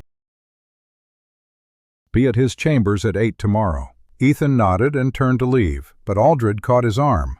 "Walker, one more thing. The Hale children, the older ones, Clara and Noah. The judge may want to speak with them, to confirm they consent to the adoption." Ethan's jaw tightened. "They're at the ranch, 2 days' ride." "Then you should send for them, or bring them to Cheyenne." The weight of the request pressed down on him. He had left the children alone, trusting Clara to hold the line. Bringing them to Cheyenne meant exposing them to the very legal machinery they had been fleeing. But if the judge required it, there was no choice. "I'll send a wire," Ethan said. "Clara will come with Noah. The younger ones stay with Hargrove." Aldred nodded. "Make it tonight. The judge's patience has limits." Ethan sent the wire from the telegraph office. A brief message. "Bring Noah. Come to Cheyenne. Necessary for adoption. Ethan." He watched the operator tap the keys, the message traveling across the wire, and he felt a hollow opening in his chest. He had sent them into danger once. Now he was doing it again. He did not sleep that night. He stayed in a boarding house near the courthouse. a narrow room with a narrow bed and a window that looked out onto the dark street. He sat in the chair by the window, his rifle across his knees, and watched the shadows move in the lamplight. He thought about Clara and Noah on the road, alone, with Crow somewhere out there. He thought about Sadie and Lucy and Ben, waiting at the ranch, trusting him to keep them safe. He thought about Samuel Hale, who had trusted him with everything. The morning came gray and cold. Ethan was at the courthouse before the doors opened, his boots on the wet stone, his breath frosting in the air. He waited. The clerk arrived at 7:30, unlocked the doors, and let him in. The judge's chambers were warm, a fire crackling in the hearth, and the judge himself was an old man with white hair and a face that had been carved by years of difficult decisions. He looked at Ethan over his spectacles and gestured to a chair. "Mr. Walker, I've read your petition. I've read the marshal's report. I've read Samuel Hale's letters." He paused. That was a brave man. Yes, sir, he was. The adoption of 5 minor children is not a simple matter. It requires a demonstration of stable income, suitable housing, and moral fitness. The judge set down the papers. "You have no criminal record. You own your land outright. Your references, Marshal Aldred and a Mrs. Margaret Hale of Denver, speak highly of you. On paper, you are a fit guardian." Ethan waited. "However, the law requires that I speak with the older children, the girl and the boy. They must confirm in person that they consent to this arrangement." "They're on their way from Montana. They should arrive in 2 days." The judge nodded. "Then we will reconvene when they arrive. Until then, I suggest you find useful work to occupy your time." Ethan left the courthouse with a knot in his stomach that would not loosen. 2 days.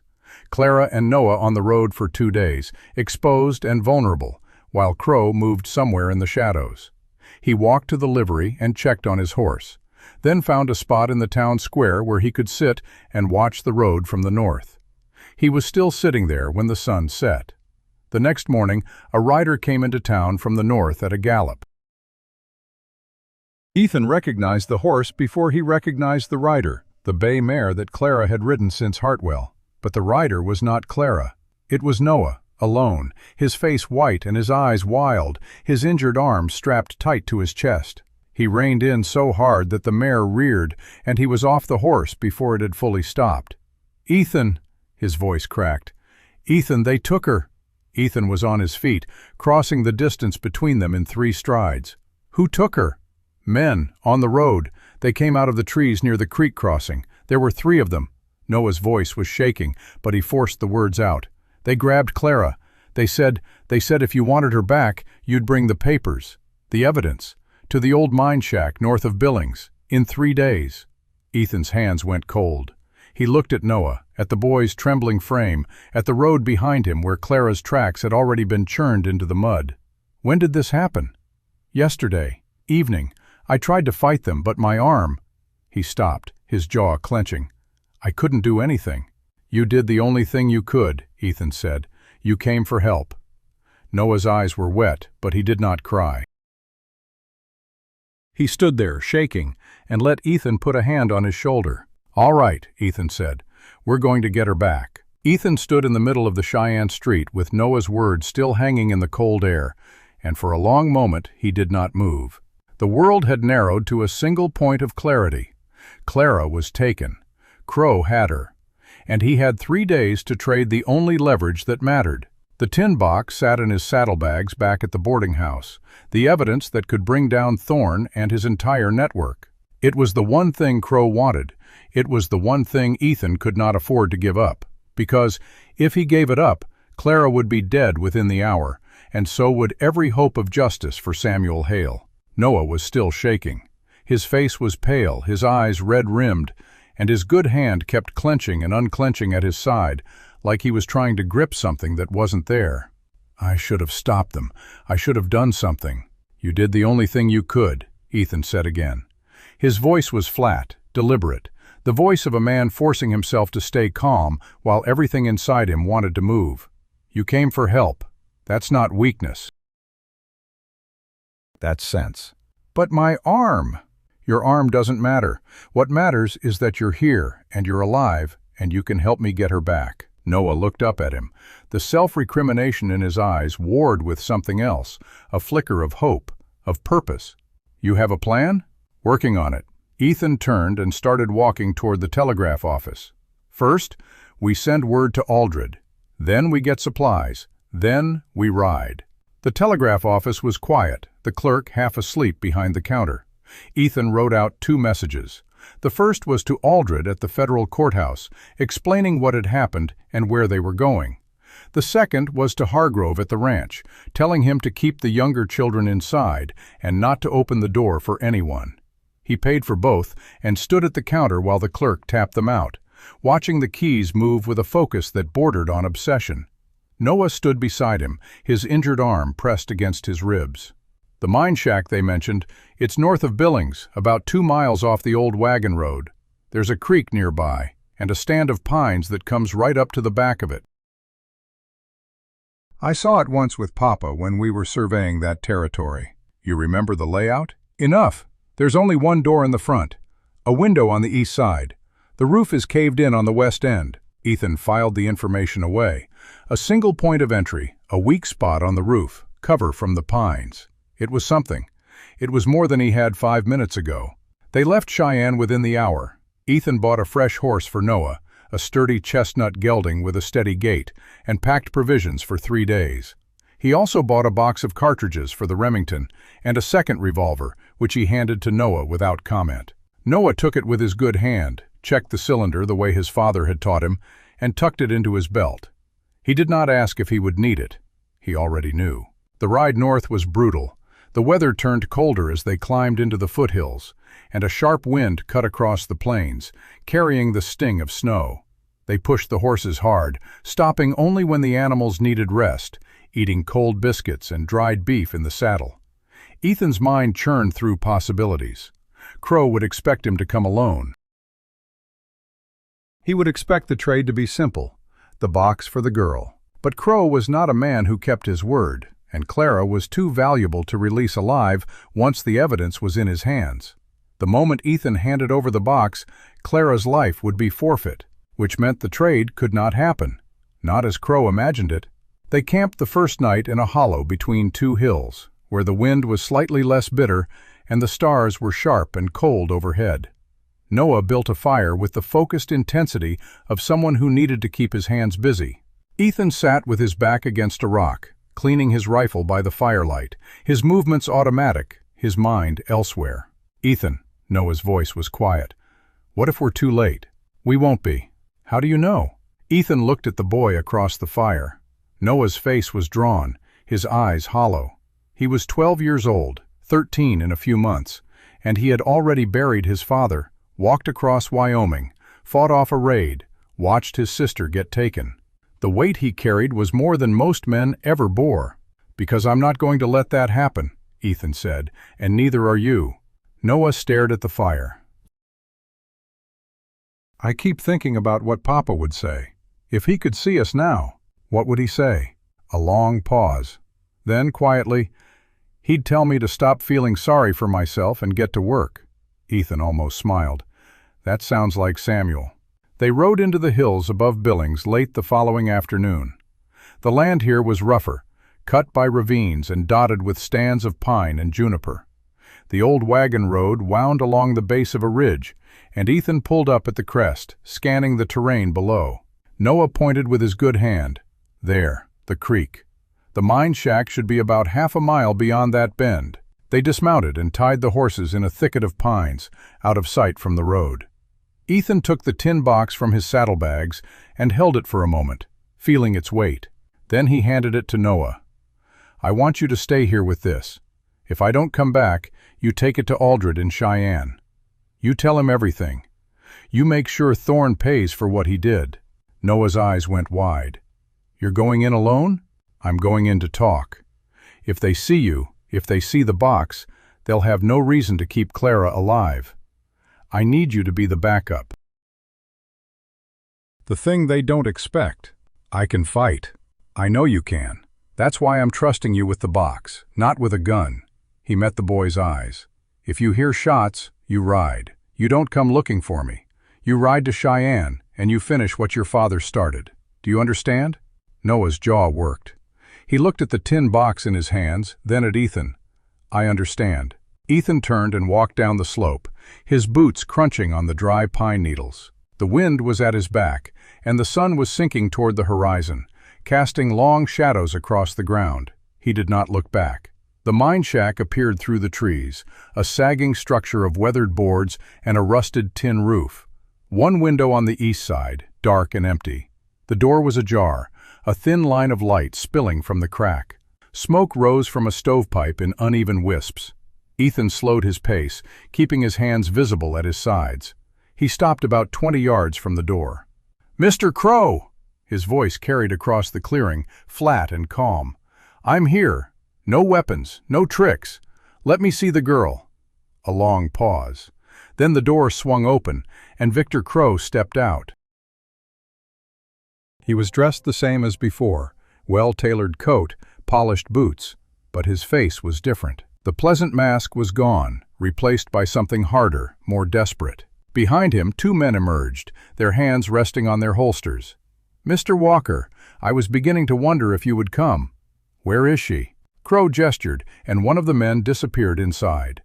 A moment later, he reappeared, pulling Clara by the arm. Her hands were bound in front of her, a gag of coarse cloth tied across her mouth. Her hair was tangled, her dress torn, but her eyes were steady. She looked at Ethan and shook her head, just once. A warning. Don't do it. "She's alive," Crow said. "She'll stay alive as long as you cooperate. Do you have the box?" "Not with me." Crow's expression flickered. "You're wasting my time." "You think I'd walk in here with the only leverage I have?" Ethan kept his voice level, his hands still visible. "The box is hidden. You'll get it when Clara is safe and we're both on horseback, heading south. Then I'll tell you where it is. You're in no position to negotiate. Neither are you.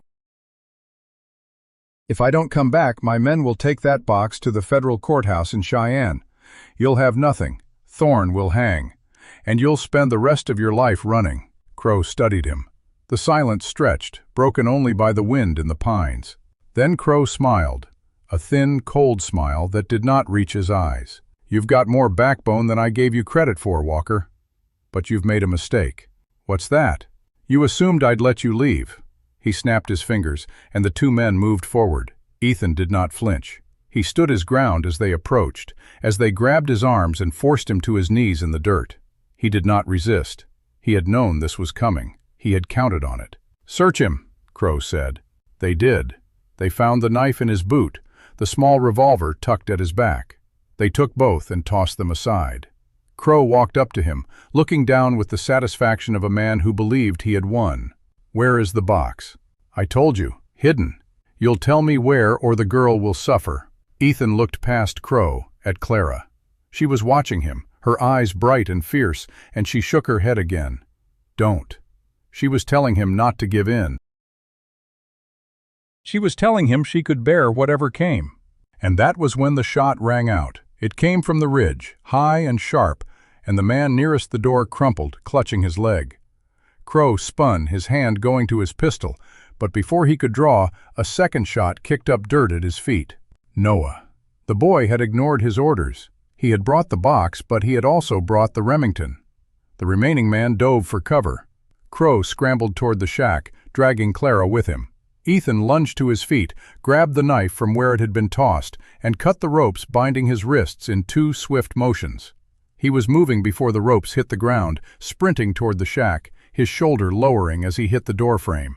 Inside, Crow had Clara pressed against the wall, one hand around her throat, the other holding a pistol to her head. His eyes were wild, the composure finally cracked. "Back off, Walker. Back off, or I swear I'll—" The crack of the Remington from outside was closer now. A bullet punched through the wall, splintering the boards inches from Crow's head. He flinched. His grip loosened, and Clara moved. She drove her knee into his stomach, twisted, and slammed her bound wrists into his face. Crow staggered back, and the pistol went off, the bullet burying itself in the ceiling. Ethan crossed the space in 2 steps and hit Crow with everything he had. The impact drove them both against the far wall, and the pistol clattered to the floor. Ethan grabbed Crow by the collar and slammed his head against the boards once, twice, until the man went limp. He stood, breathing hard. Clara was leaning against the wall, her gag torn loose, her hands still bound. She looked at him, and for the first time since he had known her, the tears came. Not loud, not dramatic, just silent streaks running down her cheeks. "You came," she whispered. "I said I would." He cut her bonds with the knife, and she fell into him, her arms wrapping around his neck. He held her, feeling her shake, feeling the weight of everything she had carried for the past 2 days, finally release. Outside, Noah was calling his name, his voice high and urgent. Then the door burst open, and Noah stood there, the Remington in his hand, his face flushed with fear and triumph. Is she? "She's fine," Ethan said. "You did good." Noah looked at Clara, at the tears on her face, at the way she was holding on to Ethan like he was the only solid thing in a world that had tried to break her. And something in the boy's face softened. He lowered the gun. "Let's go home," he said. But as they stepped out of the shack, Ethan saw the rider on the ridge. Not Noah, someone else, a silhouette against the last light of the setting sun. The rider sat motionless, watching them, and then turned and disappeared into the trees. Crow was down. But there were others. There were always others. The war was not over. It had only just begun. They moved away from the shack in the deepening twilight, the body of Crow's second man still sprawled in the dirt, the first man having dragged himself into the trees and vanished. Ethan did not waste time pursuing him. He had Clara, he had Noah, and he had the tin box still hidden in the thicket where Noah had stashed it before climbing the ridge with the Remington. What he did not have was time. The rider on the ridge, that silhouette against the dying sun, had seen them. He had watched them emerge from the shack with Crow unconscious and Clara free, and he had turned and ridden away without haste. That was the most disturbing part. A man riding away in haste was fleeing. A man riding away without haste was reporting. Noah handed the Remington back to Ethan without being asked, his hand trembling slightly from the aftermath of adrenaline. "There was another one. On the ridge. I saw him when I was coming down." "I saw him too." "Who was he?" "I don't know. But he wasn't one of Crow's men. Crow only brought 2 with him." Ethan looked toward the darkening horizon. He was watching, waiting to see how it played out. Clara had not spoken since the shack. She sat on a fallen log near the horses, her arms wrapped around herself, her eyes fixed on some middle distance that held nothing good. Her wrists were raw where the ropes had bitten, and there was a bruise blooming along her jaw where Crow had struck her when she fought back. She had fought back. That was Clara. Ethan crouched in front of her, placing himself in her line of sight. "Clara, look at me." She did. Her eyes were hollow, but they were present. That was the important thing. "You're safe now. You're with me and Noah. We're going home." "Home." She said the word like she was testing its weight, like she was not sure it meant what he thought it meant. "The ranch. Sadie and Lucy and Ben are waiting. Hargrove is watching them." He paused. "You're going to see them tomorrow." She nodded slowly. Then she reached out and gripped his forearm with surprising strength. "Crow said there were others. He said even if we stopped him, Thorne had people everywhere. Judges, sheriffs, land agents. He said we'd never be safe. He was trying to scare you." It worked. Ethan did not answer that, because he could not honestly tell her she was wrong. The rider on the ridge proved that Crow had not been lying. Thorne's network was vast, and the arrest of one man, even a man with Crow's connections, did not unravel the whole web. They had won a battle. The war was still being fought. They rode through the night, stopping only once to rest the horses and let Clara sleep for a few hours, curled against Noah's side under a shared blanket. Ethan did not sleep. He sat watch with his rifle across his knees, listening to the wind move through the pines, watching the stars wheel overhead. The rider on the ridge haunted him. Not the man himself. Ethan had not gotten a clear look, and the silhouette had been too distant to identify, but the implications. If Thorne's people were still active, still organized, they would not stop at Crow's failure. They would adapt. They would find another way. By dawn, they were back on the road, the horses weary and the riders more so. Clara had not spoken again, but she had eaten a piece of dried meat when Ethan pressed it into her hand, and that was progress.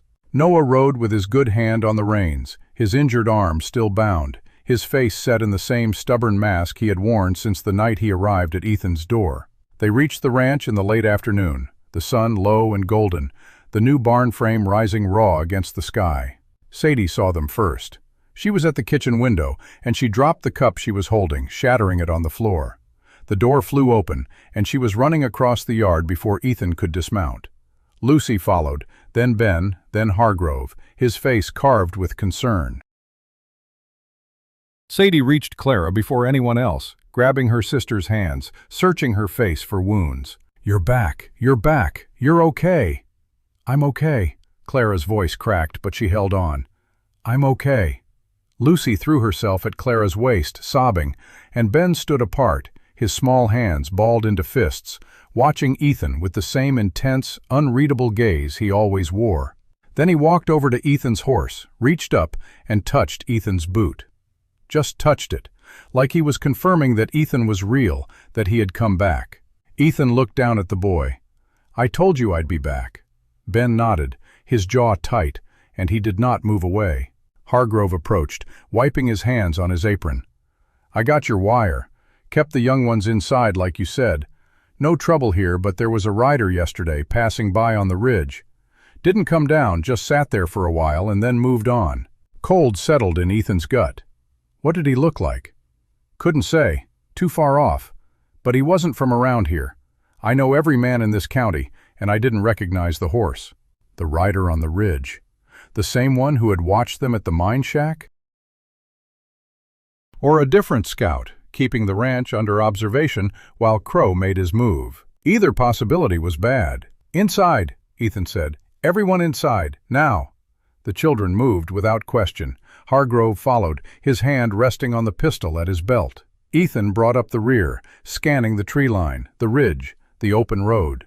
Nothing moved, but the feeling of being watched pressed against his back like a physical weight. Inside, Clara sat at the kitchen table with the younger children gathered around her, their faces a mix of relief and worry. Ethan went to the mantel and took down the cavalry boot, the letter still tucked inside the lining. Then he retrieved the tin box from his saddlebags, where Noah had hidden it before the ride back. He set both on the table in front of Clara. "This is everything your father left, the evidence, the letters, the testimonies. It's enough to put Thorne away for good." He looked at her directly. "But it's also a target. As long as we have it, they'll keep coming." Clara looked at the box, then at her younger siblings. "What do we do?" Ethan had been thinking about this for the entire ride back from Billings. The adoption was official. The children were legally his, but the legal protection was only ink on paper, and ink could not stop a bullet. The rider on the ridge, the watchers at the edge of the property. They were signals that Thorne's people had not given up. They were waiting for a moment of weakness, an open door. They would not stop coming as long as the evidence existed, and the children existed to have seen it. "Leave," he said. "We pack what we can carry, and we go north. There's land up near the Canadian border, territory that's still wild, still outside the reach of the courts and the land agents. I have a contact there, a man who fought with me at Richmond. He'll take us in." Noah's head shot up. "Leave Montana? This is our home. Home is where we're safe." Ethan did not soften the words. "And we are not safe here. Not yet. Maybe not for a long time." Silence filled the kitchen. Lucy started to cry, quietly, her face pressed into Clara's sleeve. Ben slid off his chair and went to stand beside Ethan, not saying anything, just anchoring himself at his side. Sadie broke the silence. "How long would we be gone?" "I don't know. Months. Maybe a year. Until the trial is over and Thorne is convicted and his network is broken." "Papa's evidence," Clara said slowly, her voice gaining strength. "If we leave, what about the trial? What about the people he died trying to help?" "The evidence will go with us, and Aldred will still file it. He doesn't need us in Cheyenne for that. He just needs the documents." Ethan met her eyes. "Your father did what he did so that you would be safe. If we stay here and something happens to one of you, everything he did was for nothing." Clara's jaw worked. He could see the war inside her, the part of her that wanted to stand and fight, and the part of her that was still a child, desperate to be told that the running was over. "Pack," she said finally, her voice quiet but firm. "We leave at dawn." The house came alive with motion. Hargrove helped prepare the horses, loading supplies and blankets, and the precious tin box wrapped in oilcloth and hidden in a saddlebag. Sadie packed the surveying almanac and her notes, her face set in grim concentration. Noah packed the Remington and the box of cartridges, moving his injured arm with careful precision. Lucy packed her seed packets, which she had saved from the garden, and Ben packed nothing at all. He simply stayed close to Ethan, a shadow at his heel, watching the preparations with wide, quiet eyes. Ethan wrote a letter to Aldred, explaining their movement and leaving instructions for contact. He sealed it and gave it to Hargrove, who promised to deliver it to Cheyenne personally. Then he sent Hargrove home with a handshake and a quiet, "Thank you." The man had risked enough. That night the children slept in the interior room, together, for the first time since the raid. Ethan sat in the kitchen with the rifle across his knees, the lamp turned low, and watched the window. The stars were bright and cold, the wind murmuring through the cracks in the walls. He thought about Samuel Hale, about the years of silence between them, about the debt he had never asked to owe. He thought about Clara's handshake the first night, firm and dry and deliberate, the handshake of someone twice her age. He thought about the rider on the ridge, watching, waiting. At midnight, he heard footsteps. Clara appeared in the doorway, a blanket wrapped around her shoulders. "Can't sleep?" "No." She came and sat across from him. The lamp cast shadows across her face, carving out the lines of exhaustion and fear, and something else, something hard and enduring. "I dreamed about Papa," she said. In the dream, he was standing in the yard, pointing north. He didn't say anything, just pointed. "That's not a dream," Ethan said. "That's a message." "You believe that?" "I believe your father spent his whole life trying to keep you safe. I don't think he'd stop just because he's dead." Clara looked at him for a long time. Then, "You're going to come with us?" It was not a question, but it carried the weight of one. "Every step," Ethan said. She nodded, stood, and walked back toward the interior room. At the doorway, she stopped. "Thank you, Ethan, for coming for me." "You'd have done the same." She did not deny it.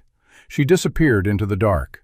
Ethan sat alone in the kitchen, watching the stars wheel toward dawn, and felt the weight of the coming miles settle into his bones. They left before the sun broke the horizon.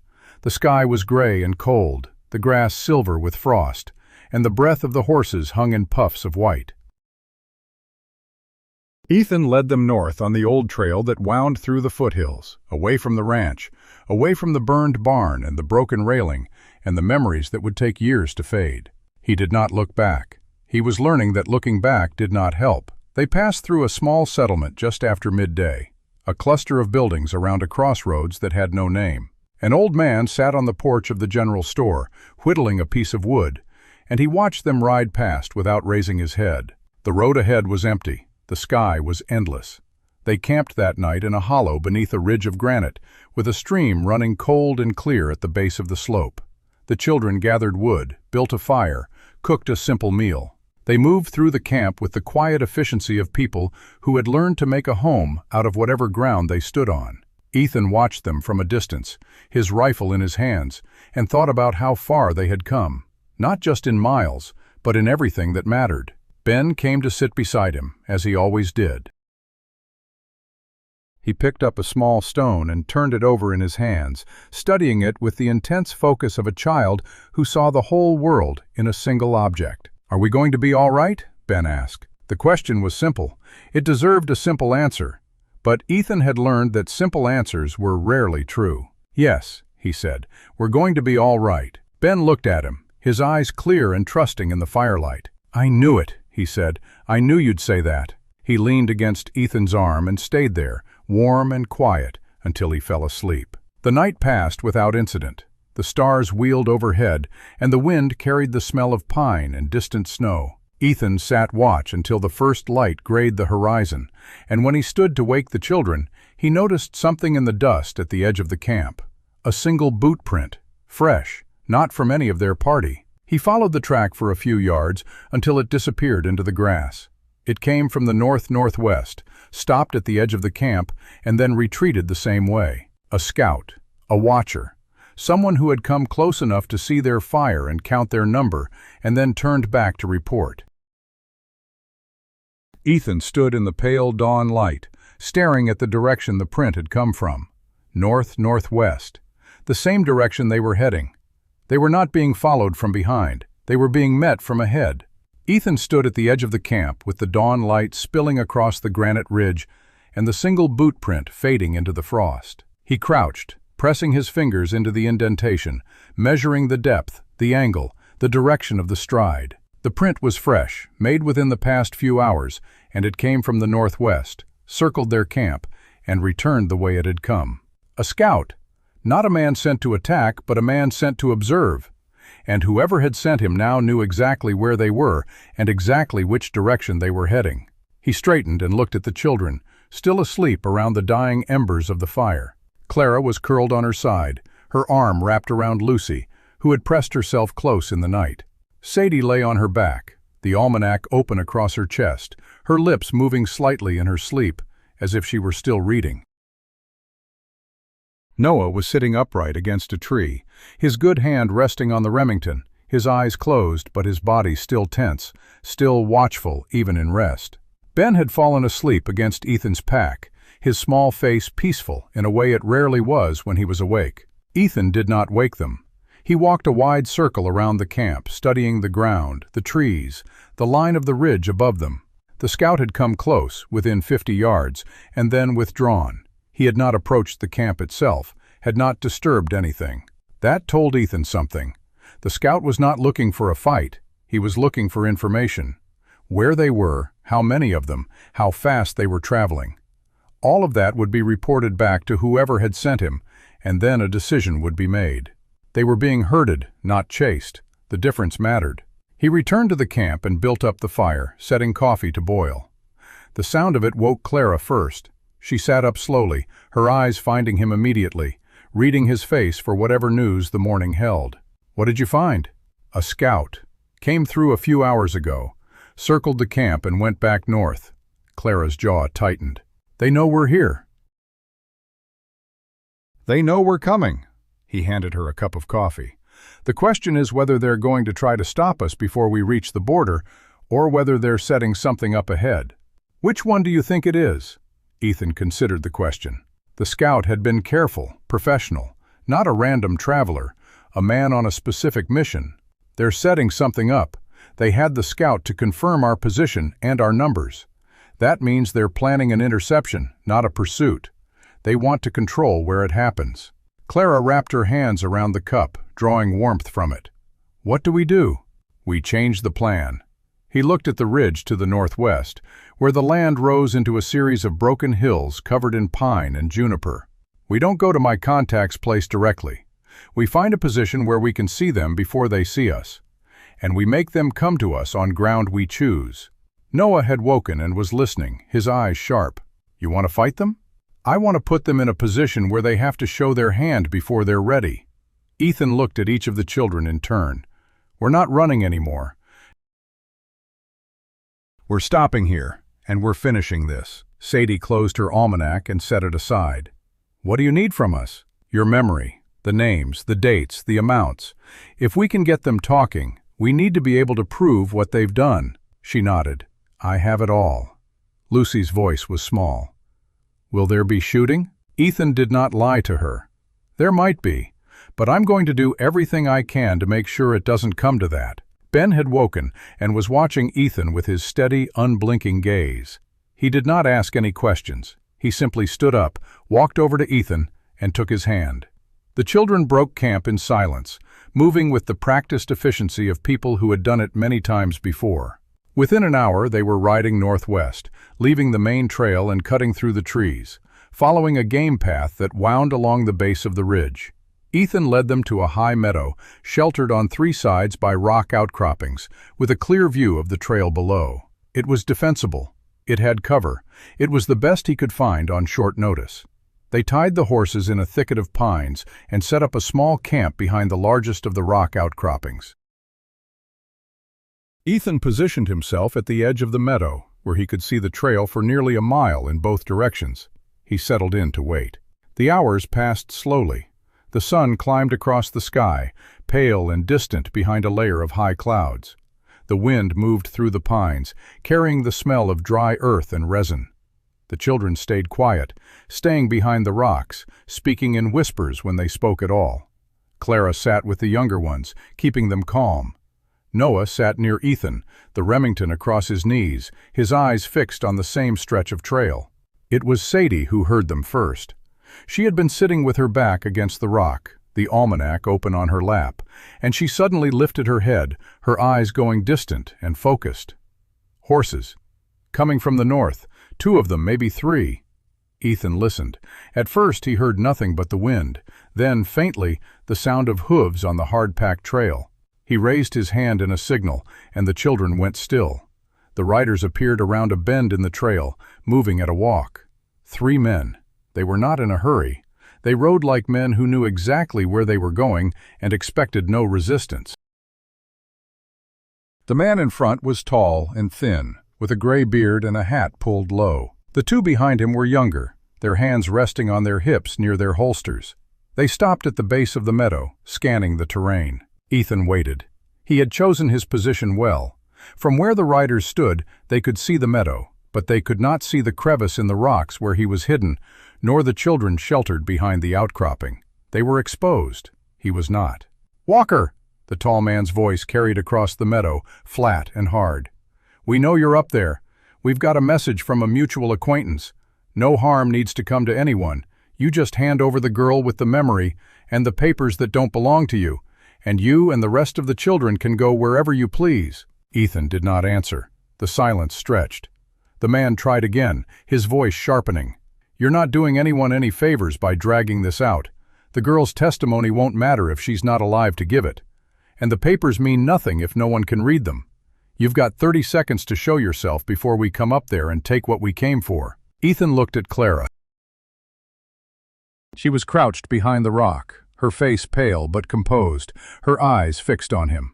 He met her gaze and nodded once. Then he stood, stepping out from behind the rocks into full view of the men below. "I'm here," he said. "Now what?" The tall man smiled, a thin, unpleasant expression. "You've got the girl. Bring her out." "No." "No?" The smile flickered. "You're not in a position to refuse." "I think I am." Ethan's voice was calm, carrying across the meadow with the flat authority of a man who had faced worse odds. "You sent a scout last night. He counted us. He saw the camp, but he didn't see everything." The tall man's eyes narrowed. "What are you talking about?" "You're 3 men. I have 5 rifles trained on you from 3 different positions. The girl with the memory is not visible.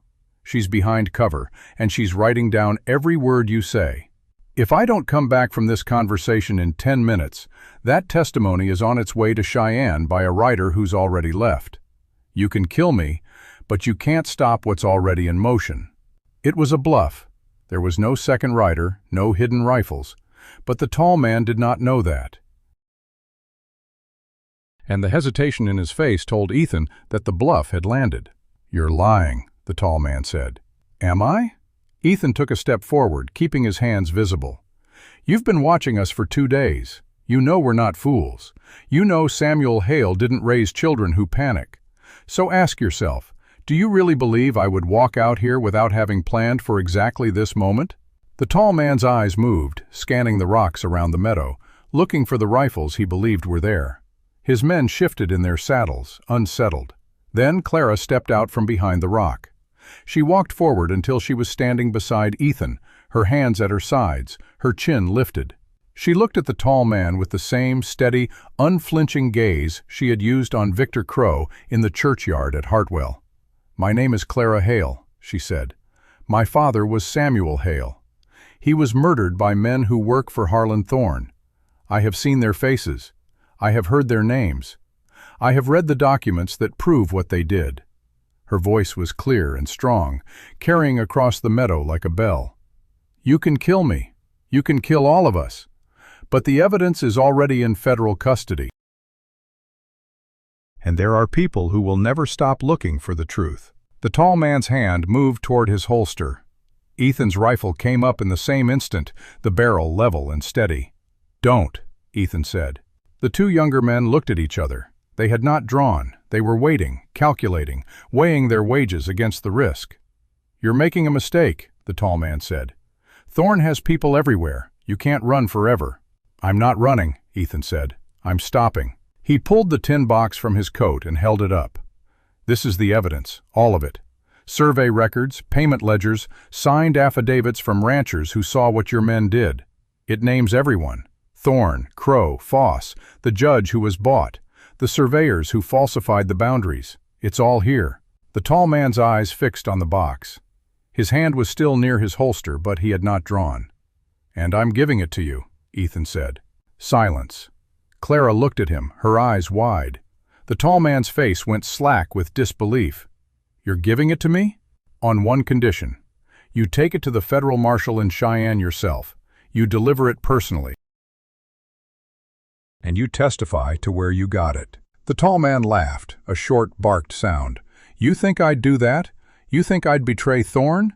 "I think you're a hired man, not a true believer," Ethan said. "I think you took this job because it paid well, and you didn't think much beyond that.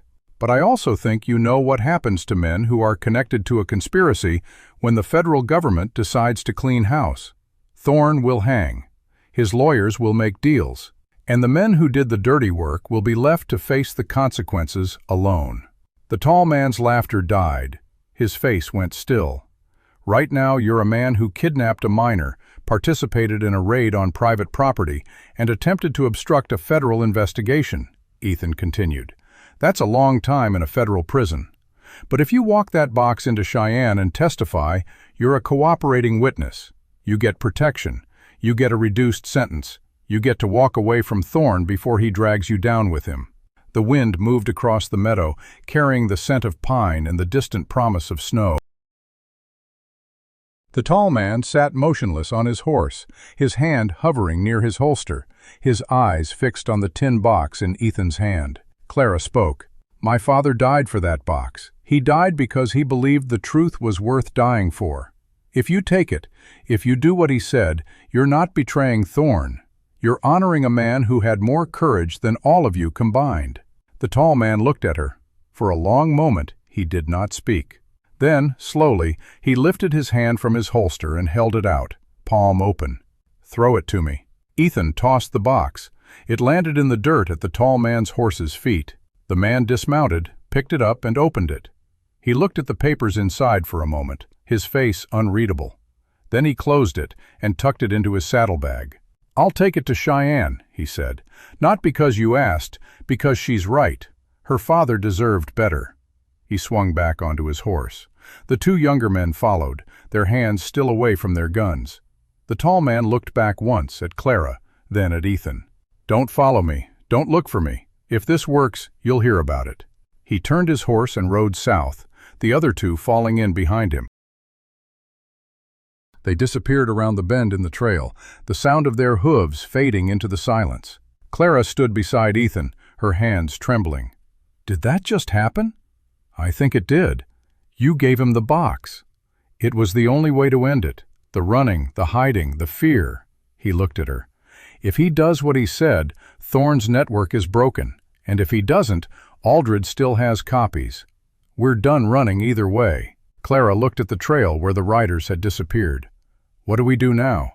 Ethan turned and looked at the children who were coming out from behind the rocks, their faces a mixture of relief and uncertainty. Sadie was writing something in the margin of her almanac, capturing the moment the way she captured everything.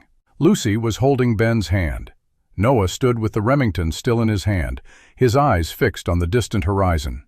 "We go home," Ethan said. The ride back to Montana took 4 days. They took it slow, stopping to rest the horses, to fish in the streams, to sleep under the stars without watches. The threat had not evaporated entirely. The tall man might still change his mind, and Thorn's network had deep roots, but the immediate pressure had lifted. The children laughed for the first time since the raid. Lucy chased Ben through a meadow of wildflowers. Sadie identified every bird they saw, reciting their scientific names from memory. Noah's arm healed enough to let him use it again, and he spent an afternoon skipping stones across a flat stretch of river, counting each skip with the focused intensity of someone who had finally found a moment of peace. Clara rode beside Ethan, not speaking much, but present. That was enough. They reached the ranch on a Thursday afternoon, the sun low and golden, the new barn frame casting long shadows across the yard. Hargrove had kept the place tidy, and the house was warm and clean, with fresh bread on the counter, and a note from his wife saying she had stocked the pantry. The children moved through the rooms like they were seeing them for the first time, touching the walls, the furniture, the familiar objects that had been waiting for their return. Ethan stood on the porch, looking out at the land he had claimed and the life he had built. The cavalry boot sat on the mantel inside, the letters folded and tucked back into the lining. The tin box was gone, on its way to Cheyenne, but its weight remained, not as a burden, but as a testament. Samuel Hale's work was finished. His children were safe. And Ethan Walker, who had spent 15 years believing he had nothing left to give, had found himself surrounded by the truest family he had ever known. That evening, after the children had eaten and washed and settled into the warmth of the house, Clara came to find him on the porch. She sat down beside him, her arms wrapped around her knees, and looked out at the darkening sky. "Papa would have liked this," she said. "I think he would have. He always said Montana was the most beautiful place he'd ever seen. Said he wished he could have stayed." "You can stay," Ethan said, "as long as you want." Clara was quiet for a moment. Then she reached into her pocket and pulled out a small, folded piece of paper. She handed it to him. He unfolded it. It was a drawing, done in pencil, simple and rough but full of detail. A house with a new barn beside it, 5 children playing in the yard, a man on the porch with a rifle across his knees, and above the house, written in careful, childlike letters, "Home." "Lucy drew it," Clara said. "She wanted you to have it." Ethan looked at the drawing for a long time. His throat was tight, and his eyes burned, and he did not trust himself to speak. Clara stood. She paused at the door, looking back at him. "Ethan?" "Yeah?" "Thank you, for everything." She went inside. The door closed behind her. Ethan sat on the porch with Lucy's drawing in his hands, the stars coming out one by one above the Montana sky, and he let himself feel the weight of what he had found. Not a debt repaid, not a duty fulfilled, a family. He folded the drawing carefully and tucked it into his shirt pocket, next to Samuel Hale's letter. Then he stood and walked inside, where the fire was crackling, and the children were laughing, and the house was full of light. This is Clint Dawson, and you've been listening to Frontier Heart Audio. Until next time, keep your heart open and your trails safe.